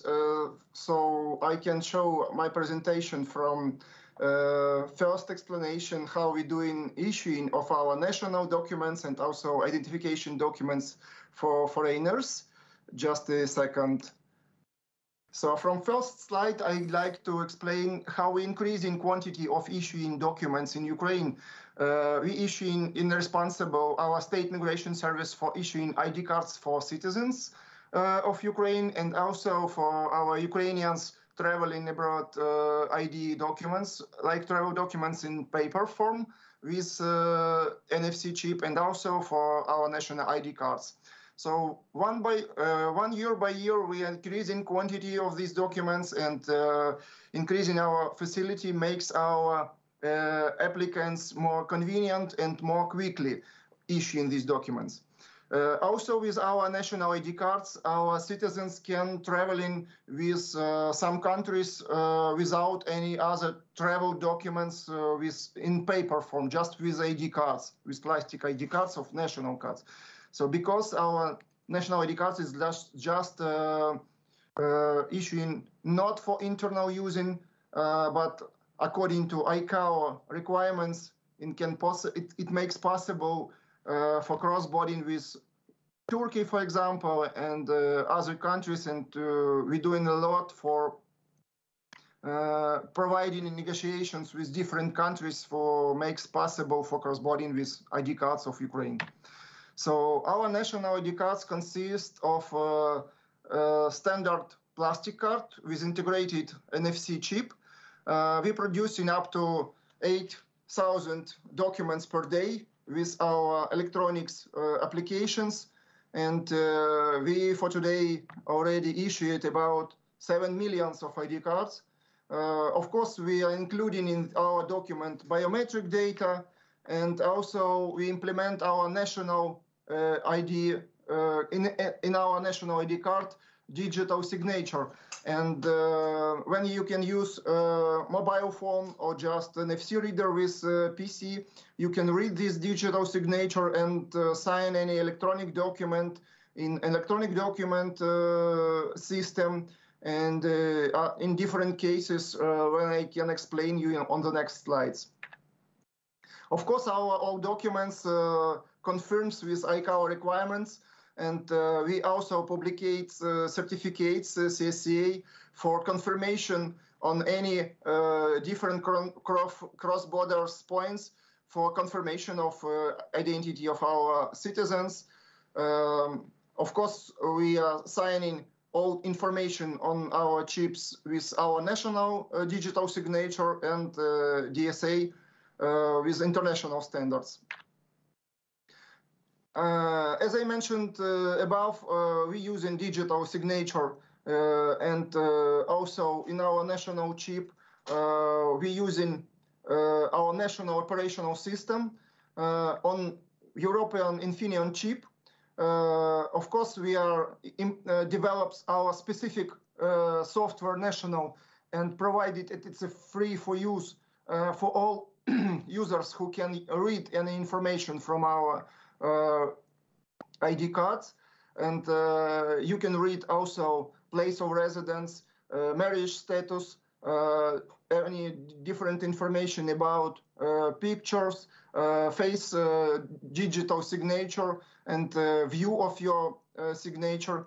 And also we are implementing new features with changeable digital zones in our ID cards. And also we can confirm all changeable zones with inputting PIN codes. And of course, you can change this information not by ourselves, but only in specific points of migration service on Ukraine, just for security reasons. So it's a small description what kind of reformation in our Ukrainian migration service we providing. So of course we implementing legal basis, anti-corruption activities, digital cooperation with different government bodies. We creating new services not only for Ukrainian citizens and foreigners, also for inter-government bodies in Ukraine and also in international cooperation. For example, we create specific informational system for exchanging data about readmission with European Union. And also we have new ideas for cooperation with EU activities, and all our activities we're trying to implement according to high for increasing safety of implementing of our migration management and maximum safety of issuing our national and international documents. So State Migration Service of Ukraine has a wide network of our territorial units, and we have a lot of workstation where applicant can just make in a photo. We take in biometric data. Also, we delegate our management software that we're using for biometric checking and verification processes just for our Center of Administrative Services, who coordinates with our local government bodies. So it's according, it makes possible to wide as possible our network of issuing documents. So also on our official website, we have too many active views. You can just view a small statistic of our services. So for example, on our website, you can check validity of passport to provide e-reception, and you can plan a visit on any for any issuing documents. You can just preliminary fulfilling web form for visiting our office. You can just view some statistic. You can check just the process of your issuing ID cards and view the status, what kind of producing your document for now, and you can achieve when you will receive your final document in our office and when you will receive this document. So also you can provide checking for transliteration of your name, surname, just for confirmation before you visit our office. So the main product for last year that we can be proud, it's just a digital passport of Ukraine that we are implementing specific software that we developed by ourselves, by our national team. And every citizen of Ukraine who wants to be with digital passport, just creating their digital account in this specific software that names DIA. It's like activity in English. So according to our inter-government bodies, this all information in this application just sending automatically after authorization. So, for example, you can provide authorization just with your RD cards, or if you're foreigners, you can just authorize with NFC authorization with this application with your smartphone. So you can just put in your ID cards to smartphone, and everything is just reading, and you can just view some sample pages with your information about your digital passport just for COVID certificates. Also, we're trying to implement procedure of changing of your place of residence with confirmation with digital signature. So in this software, you can provide too many electronic government services, and we are doing a lot for creating new services specific with this software mobile application. Also, you can use our mobile portal and web portal when you can authorize with this software. So it's not only software that gathering information from different gadgets, from different state registry, but also you can add this information to fulfilling of registries. For example, for today, you can share your information for any other governments and commercial enterprises. So you can share your personal data with specific digital confirmation for when you're receiving, for example, some post receives or in a bank or financial institutions, and you can prove that you are owner of these digital credentials,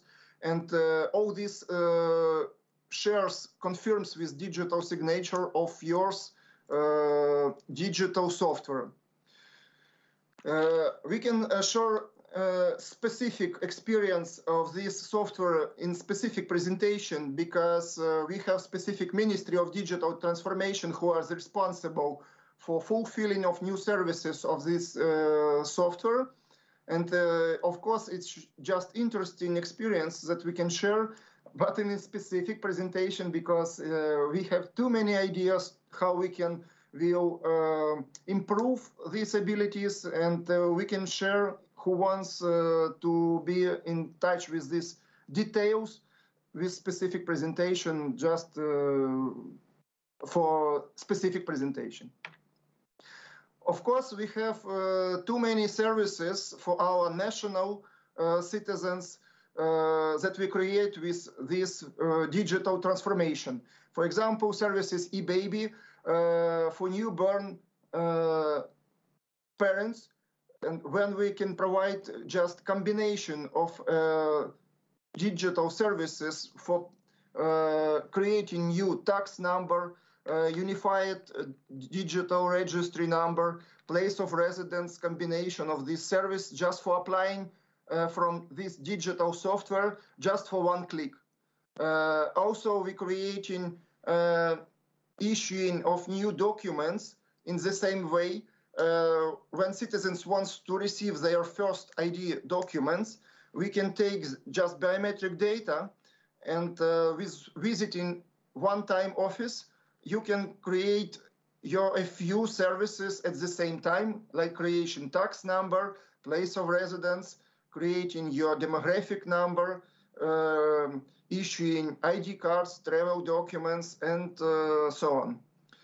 Also, we're providing changing of place of residence digitally, verification procedures in case if you want to receive some electronic documents from other government bodies. We also providing electronic verification and confirmation digital credentials of such person.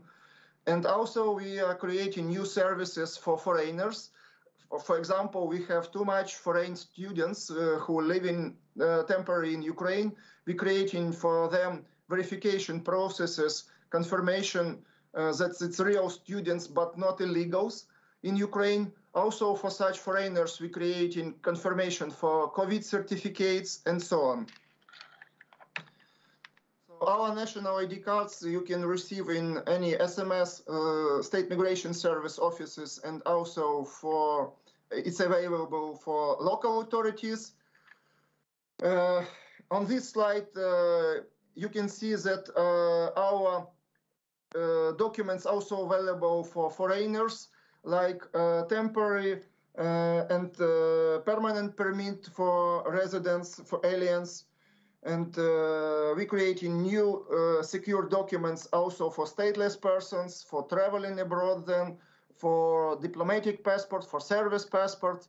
So we're creating a lot of documents in a new digital format, and which we will try to do all these documents and these like e-documents also, like we do it with our national documents. So we're planning to show all these documents in our software, in our specific ID software also.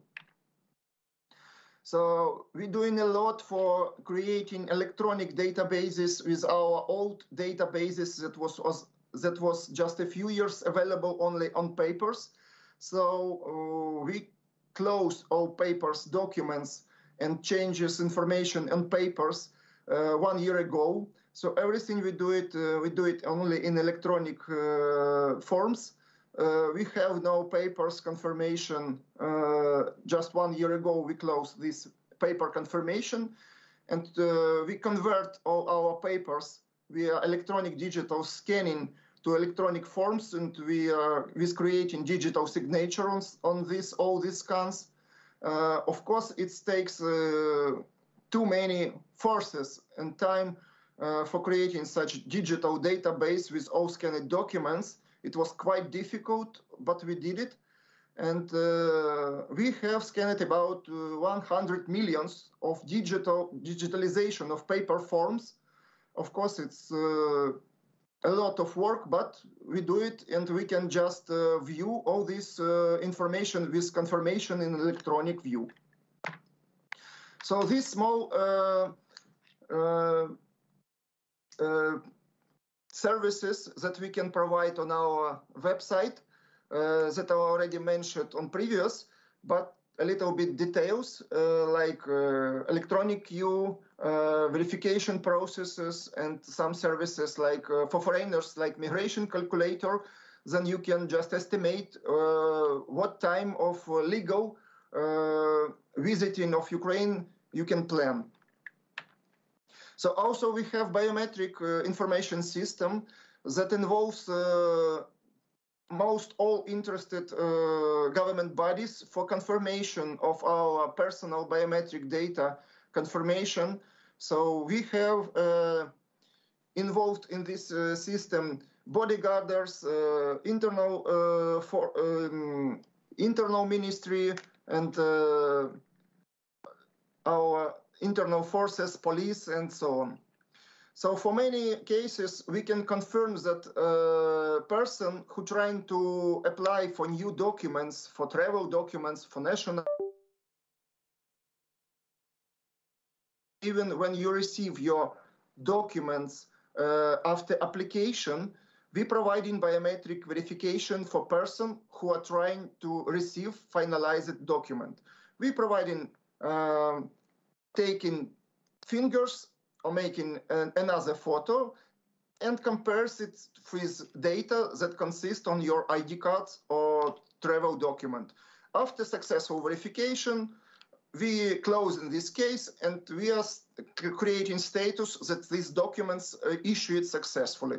In case if not, we will creating some investigation why this biometric data is not compares.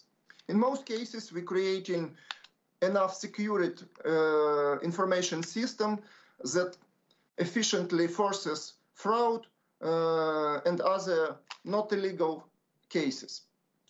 So this is most information that I'd like to share with you. If you have any questions, I would like to answer, and thank you for your attention.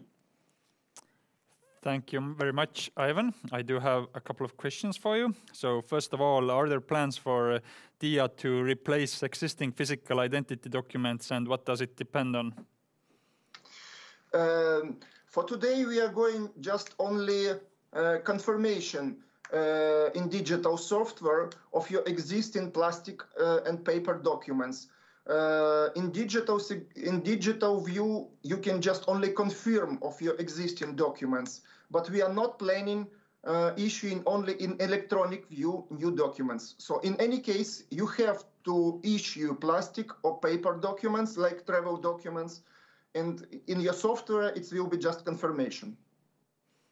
And this is my favorite question, and I'm biased in no way. Have you collaborated with Estonia regarding these developments? And if yes, what has been particularly helpful? Yes, we gathering information about experience of Estonia. Of course, we're using just experience like data exchange. So we create almost the same network, almost the same software like in Estonian X-Road. We creating almost the same software that names Trembita. It's a Ukrainian data exchange software between all digital agency and government agency for data exchanging. And we'd like to share information with Estonia and cooperate with them. Also in electronic format, also we are ready to discuss about it. Sounds great. Thank you very much, Ivan, for a very practical presentation. Thank you. So moving on, we have one more speaker to go. Next up is Ave Poom. And having already stumbled on a few long titles here, this one is my favorite. She's the Senior Policy Officer for the European Union Agency for the Operational Management of Large-Scale Information Technology Systems in the area of freedom, security and justice. Or EU-LISA in short. So Ave will be talking about improving the efficiency of migration and asylum management. So the floor is yours.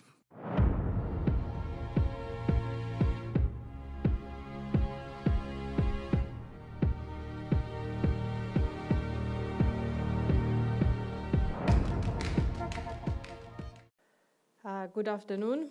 I'm indeed a representative of the EU agency, EU IT agency.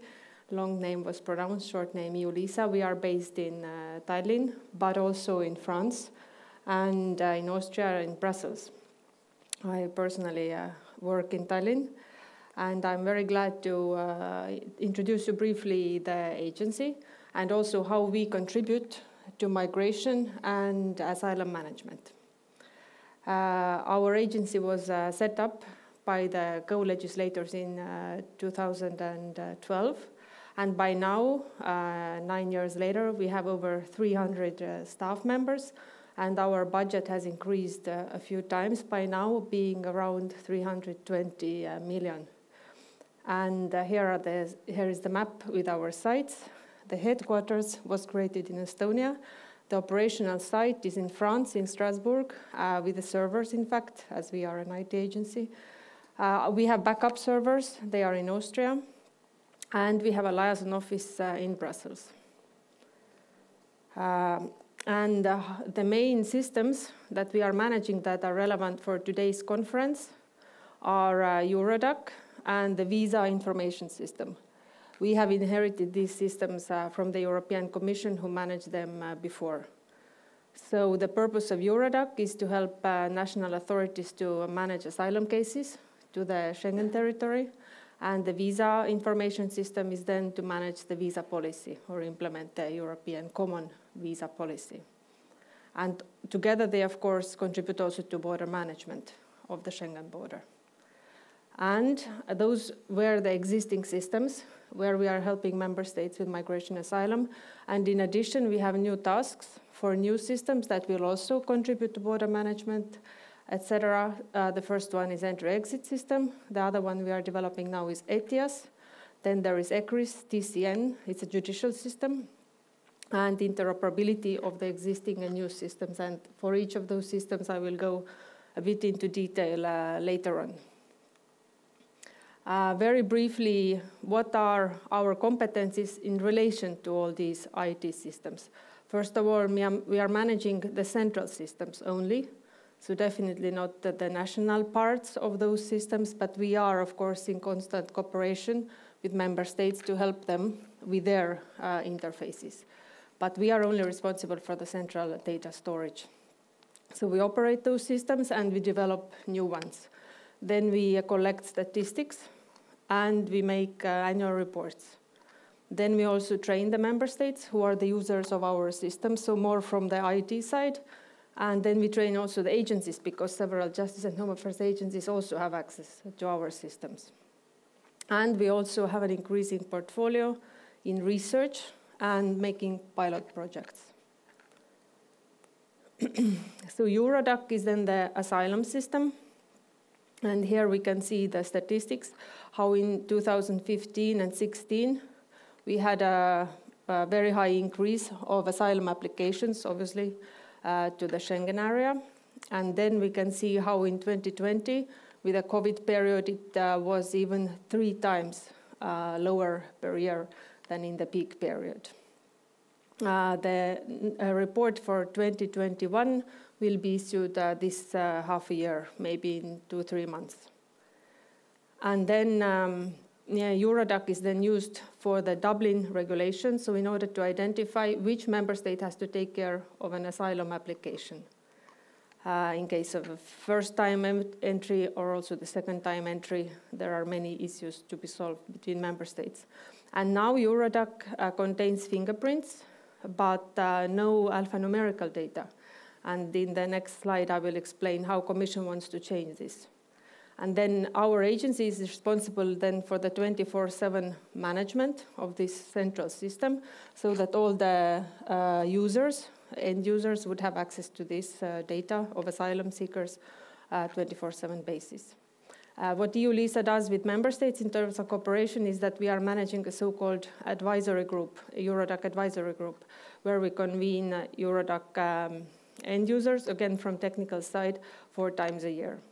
Then once a year, we issue Eurodac technical report, and also once a year, annual statistical report, and also a list of authorities who have access to Eurodac. So Commission has understood, taking into account quite many, let's say, migratory issues in the last years, that Eurodac should be revamped. And in fact, a proposal was presented to the co-legislators already in 2016, and it was further improved in 2020. And there were quite several reasons why they wanted to have a new regulation. First of all, we don't, in fact, in Europe have a database for irregular or illegal immigration. Then the collection of data in the Eurodac system now is rather limited. And also the storing periods are rather limited. And also we can't do a lot of cross-checking right now. And finally, thousands of migrants and also children remain now untracked or invisible in Europe. And so the Commission proposal was that the new Eurodac should transform Eurodac into a common European database to support EU policies on asylum, resettlement and irregular migration, which is still much wider as a scope than the Dublin regulation implementation. And then more particularly, the new legislative proposal includes, it suggests to store additional data. So now we have just fingerprints, but the aim is that the new Eurodac will also have biographic data, so alphanumeric data, which is a major change in the scope of the database.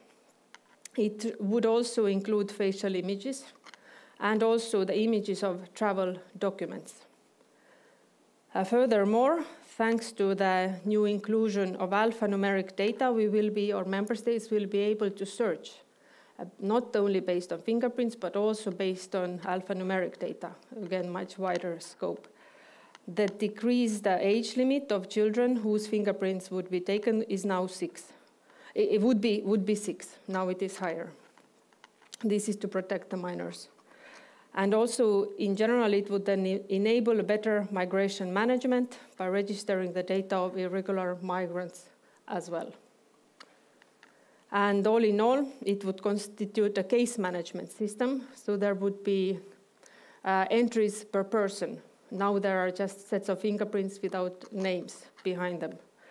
Then the new Eurodac would gather more complete data and therefore support management of irregular migration and borders, and it would provide faster support in asylum processing because member states would have much more information at hand at first or immediately instead of needing to contact fellow member states. So it would just speed up asylum processing. Okay, and now going to the visa information system, which then is also managed by EU LISA, and we also took it over from the Commission, as I mentioned. And the aim is that member states, consular posts, border and asylum authorities, and of course law enforcement authorities would have fast access to the owners of visas or the issued visas of Schengen to the Schengen territory. EU LISA, again, is responsible for the central system. We have also here the advisory group, VIS advisory group. In case of VIS, we are issuing statistical and technical reports every 2 years. The next one is coming also in the first semester of this year. And finally, we issue the designated authorities accessing VIS list also. This, I think, we issue once a year. So VIS now is including facial images and fingerprints, so a little bit wider in terms of scope than the current Eurodac. And here we can also see the VIS statistics, which shows also that, for example, COVID had quite a clear effect on the storing of data or how many visa applications were made to Schengen area. Yeah, there was a clear effect from the disease. Now again, we have a new VIS regulation, and that one is already valid. It has already been adopted by the co-legislators, and the new revised visa information system is already being developed by our agency together with the member states and under the lead of the European Commission. So there was a big information gap considered by the Commission with the current VIS. So basically it only included short stay visas. And now the new one is going to cover also long stay visas of third country nationals and also residence permits. And this will be rather helpful for the national security authorities. So in the future, all the visa applications will be automatically checked against all the other EU information systems that we are managing. This will happen thanks to the interoperability, which I will go into soon. And also the new VIS this will be the same. It will include fingerprints and facial images like right now. And fingerprinting age will also be lowered, and it will also be lowered to 6 years. In this case, there is also a maximum limit, 75 years. And the Commission has set the goal that the go live of this new visa information system should be end of 2024. Then one more fact about the future is that the Commission is now planning an e-visa platform where we are actually supporting DG Home Affairs. The idea is that Schengen visas can be applied in the future digitally, and the visa itself would be digital. And we have helped the Commission together with a contractor to design a prototype. And this is recently ready in the end of last year. And based on that, Commission is making their communication and proposal for a regulation. So in general, it may be at the earliest and in 2025, third country nationals could apply for the Schengen visa online. It can also be postponed, but that's the original plan. And we will be helping them once the regulation, of course, has been issued and adopted. And what we are doing now we are going to the most new systems, entry-exit system that should go live already this year, September 2022. And we are in very heavy preparation phase together with the Commission and, of course, the member states. And maybe you've heard about the entry-exit system, that it will record third country nationals' entries and exits at the Schengen border. So when they're coming to the Schengen area, when they're leaving the Schengen area. And so far, of course, at member state level, there was such collection of data, but never across the entire European Union. That will be a rather big change for the Union. And the aim of entry-exit system is that it will replace the stamping of passports that we are used to for hundreds of years. It will help to follow overstayers. There will be an electronic record when a person has overstayed his or her visa. And this entry-exit system is going to include fingerprints and facial images. And it will also be accessed not only by member states, but also by Frontex. Another system that we are developing is ETIAS. Short explanation is that this is similar to the US ESTA system. It applies to the third country nationals who are visa exempt but want to come to the Schengen area. And in fact, from next year onwards, let's say May 2023 is the political deadline now, they need to apply electronically for authorization to enter the Schengen area. And also together with member states, we are in very heavy development process of ETIAS right now. And why Commission set it up is to manage security risks, illegal immigration risk, and also high epidemic risks. And Frontex has a very important role here. They are going to manage the central unit. Yes. Okay. And last but not least, one of our bigger projects ongoing right now is the interoperability. Interoperability refers then to interoperable systems that are now existing and the ones that are new. So we are setting up a special platform that is going to link the new and the existing systems. And the sliding indicates all those components that constitute the so-called interoperability architecture. On all of the components, EULISA is working now: European Search Portal, Shared Biometric Matching Service, Common Identity Repository, and Multiple Identity Detector. So in the future, the statistics of all these new and current systems are going to be in one common place, common repository of reporting and statistics, and the aim is to put them comprehensively in one place and to facilitate member states' access to the statistics of those EU large-scale IT systems. And it should, interoperability of all those systems should facilitate the processing of visa and asylum applications, and improve detection of irregular migrants, and very importantly, allow detection of multiple identities. Of course, a big challenge for the law enforcement authorities, but also for migration asylum authorities. So finally, we should ensure that end users, meaning national officers, have fast and seamless access to all the data in the system. So everything will be speeded up. Always we know that the information is there in case of terrorist attacks or other issues, but interoperability will enable much faster access to the data. And last but not least, one slide on artificial intelligence. At the moment, we are designing our own EU-LISA's artificial intelligence roadmap. It's a draft, hasn't been adopted nor published, of course, and we are considering possible use cases in our systems. For example, in ETIAS, we are thinking how exactly some kind of AI applications could be used. There are several options. We can use it for cybersecurity in the future. We can even predict peak loads at border crossing points with some kind of AI tools. We can, very theoretically now, become even service provider to member states by providing some kind of training or testing or some other information best practices. Definitely it would help with big data analysis, and big data is exactly what EU-LISA has a lot. We can also assess data quality with that. We can maybe help to detect fraudulent documents, and we can use it for several EU-LISA internal processes, let's say speeding up service desk work. There can be very many examples. And in all of this, to be honest, we are not doing any of this right now in the real implementation, but we are considering also partly together with the member states how we can implement these tools. And we have a working group on artificial intelligence that also Frontex mentioned. So this is a lot of work ahead, of course, hopefully for the benefit of the member states. So finally, we are contributing to more efficient asylum migration management through those existing systems that I mentioned, through quite a few new systems and their interoperability.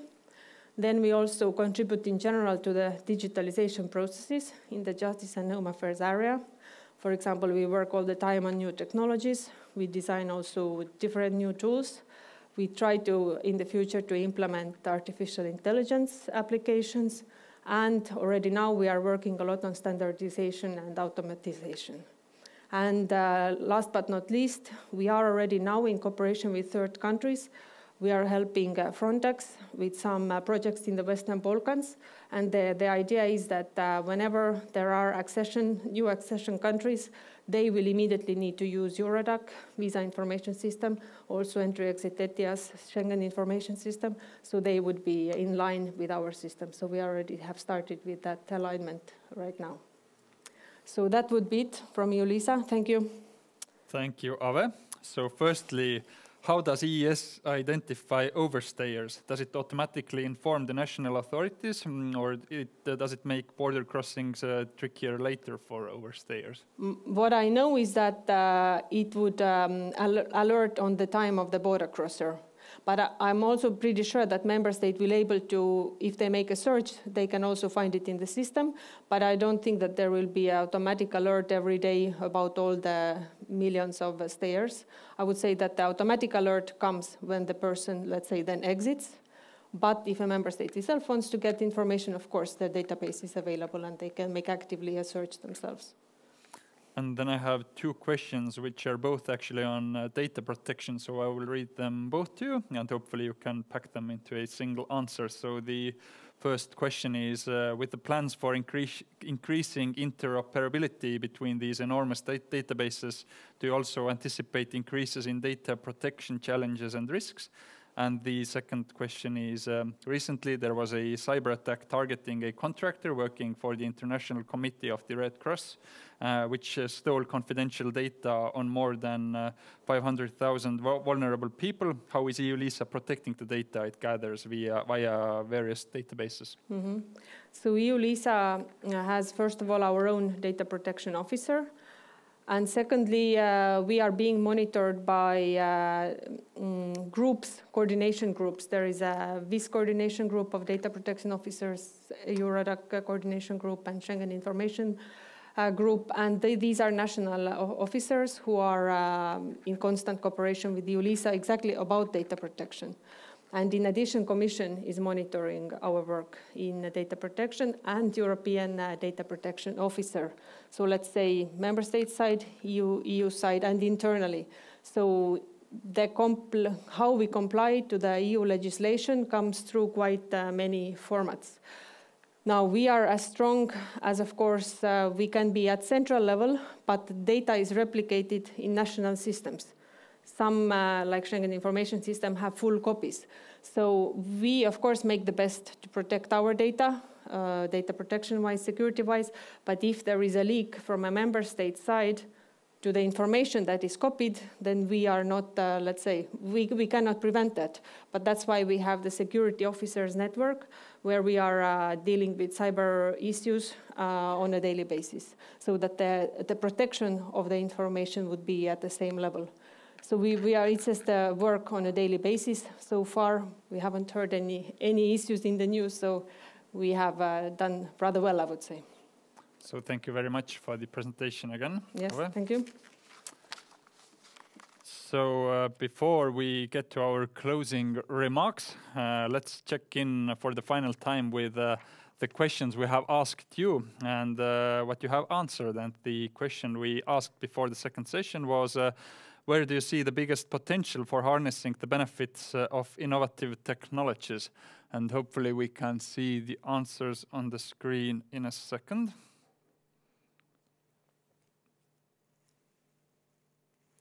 So there they are, and again it's rather divided, but I can see that increasing the efficiency of procedures seems to be the most popular answer, and right behind is forecasting and analysis.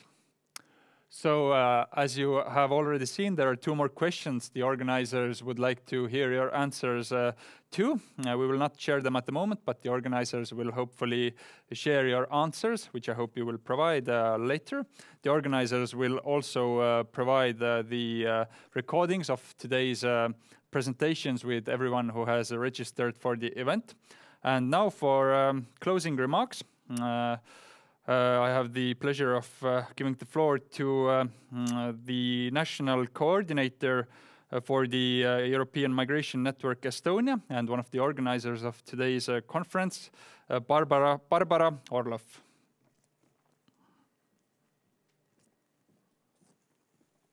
Thank you. Good afternoon. As the day is coming to an end, I would like to reflect on some of the key takeaways from this conference.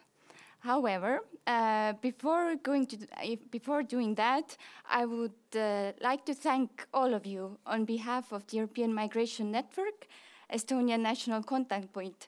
I would like to thank the speakers who shared their valuable insights and experiences with us so that we can learn and work towards better migration systems. I would like to thank our moderator who helped to tie different topics together, and our translators and our technical team who made sure that the conference runs smoothly and reaches as many people as possible. And of course, I would like to thank all of you who were participating in this conference, whether in the conference hall or online. So thank you, and I really hope that you enjoyed the conference. The main keyword for today was innovation. The need for innovation has been largely prompted by significant changes we have witnessed in the fields of migration and asylum over the last decade. New challenges as well as opportunities have emerged that countries need to address. Different migration crises have highlighted the need to have measures in place to cope better with mass influx and rapid increase of applications. Demographic changes and severe skills shortages in different countries have pushed governments and the private sector to seek solutions from labor migration. And of course, COVID-19, which has brought health-related considerations to the border management, while also creating the need to carry out much of the migration management remotely. Being faced with these new realities, migration systems also need to change. So we started the day with welcoming statements from the Minister of the Interior, Mr. Kristian Jaani, who emphasized that we look at innovation with respect and hope to find forward-looking solutions. The minister noted that innovation is far from new in Estonia, and he highlighted some of the successful examples from Estonia, the startup visa program, the new digital nomad visa, as well as the e-residency program, which has grown into one of the most powerful e-government projects in Estonia. The minister also pointed out that in the services of the entire public sector, there are more and more opportunities for the use of artificial intelligence.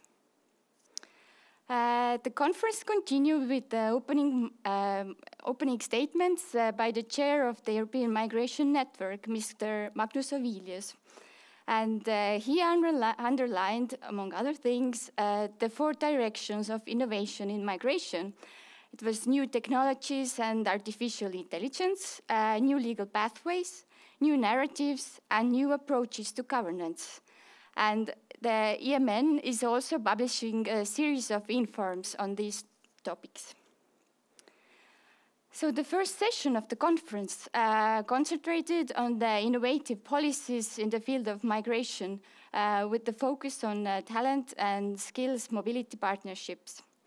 The topic is timely as one of the key pillars of the new Pact on Migration and Asylum is developing new legal pathways to Europe.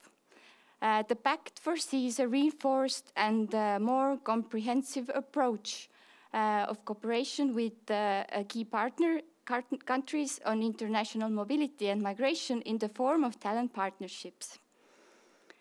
In the beginning of the session, we learned about the EU vision for talent partnerships, followed by an overview of the recent developments and examples in talent and skills mobility partnerships in the EU. We got to know more about interesting examples in Spain for the Moroccan graduates and circular migration scheme Wafira, followed by a very interesting insight from the project which was designed by Lithuania and Nigerian partners called the Digital Explorers, and which is meant for the Nigerian ICT specialists. And we also looked at other innovative examples from Estonia, the digital nomad visa and the e-residency program. In the second half of the day, we learned more about the technologies and artificial intelligence that is used in migration management. EU member states have increased their use of digital technology in the migration and asylum sphere, and it is used for different functions, from improving customer service to being more efficient in migration management and detecting identity and fraud. The session started with a presentation by a representative from Frontex, shedding light on the ways in which artificial intelligence is used in border security, followed by an overview of recent developments in the EU, based on the upcoming EMN Inform on digitalization, which presentation was given by our Luxembourgish colleague. And the session continued with 2 great examples of using digital technology. The first example was from Latvia about the self-check e-tool for citizenship applicants. And the second example was about electronic services used in Ukraine. And in the final presentation, we learned what is the future outlook for improving migration and asylum management through EU large-scale IT systems. While we are moving fast in using digitalization and artificial intelligence in migration management, and we have heard today how this can be beneficial in various migration areas, we have to keep in mind that with new possibilities comes new challenges and responsibilities. Data protection, privacy issues, respecting fundamental rights, and ensuring equal access to all migrants are just to name some. Nevertheless, the need to create new legal pathways and digital tools remains. So let's see what the future will bring us. But until then, everybody just stay healthy. So thank you. So thank you, Barbara. It's really difficult to follow that in any way. So I will only say once more, thank you everyone. Have a nice day and hope you got some food for thought, both in terms of possible challenges and possible solutions to these challenges. So thank you very much for being with us today and have a very nice rest of your day.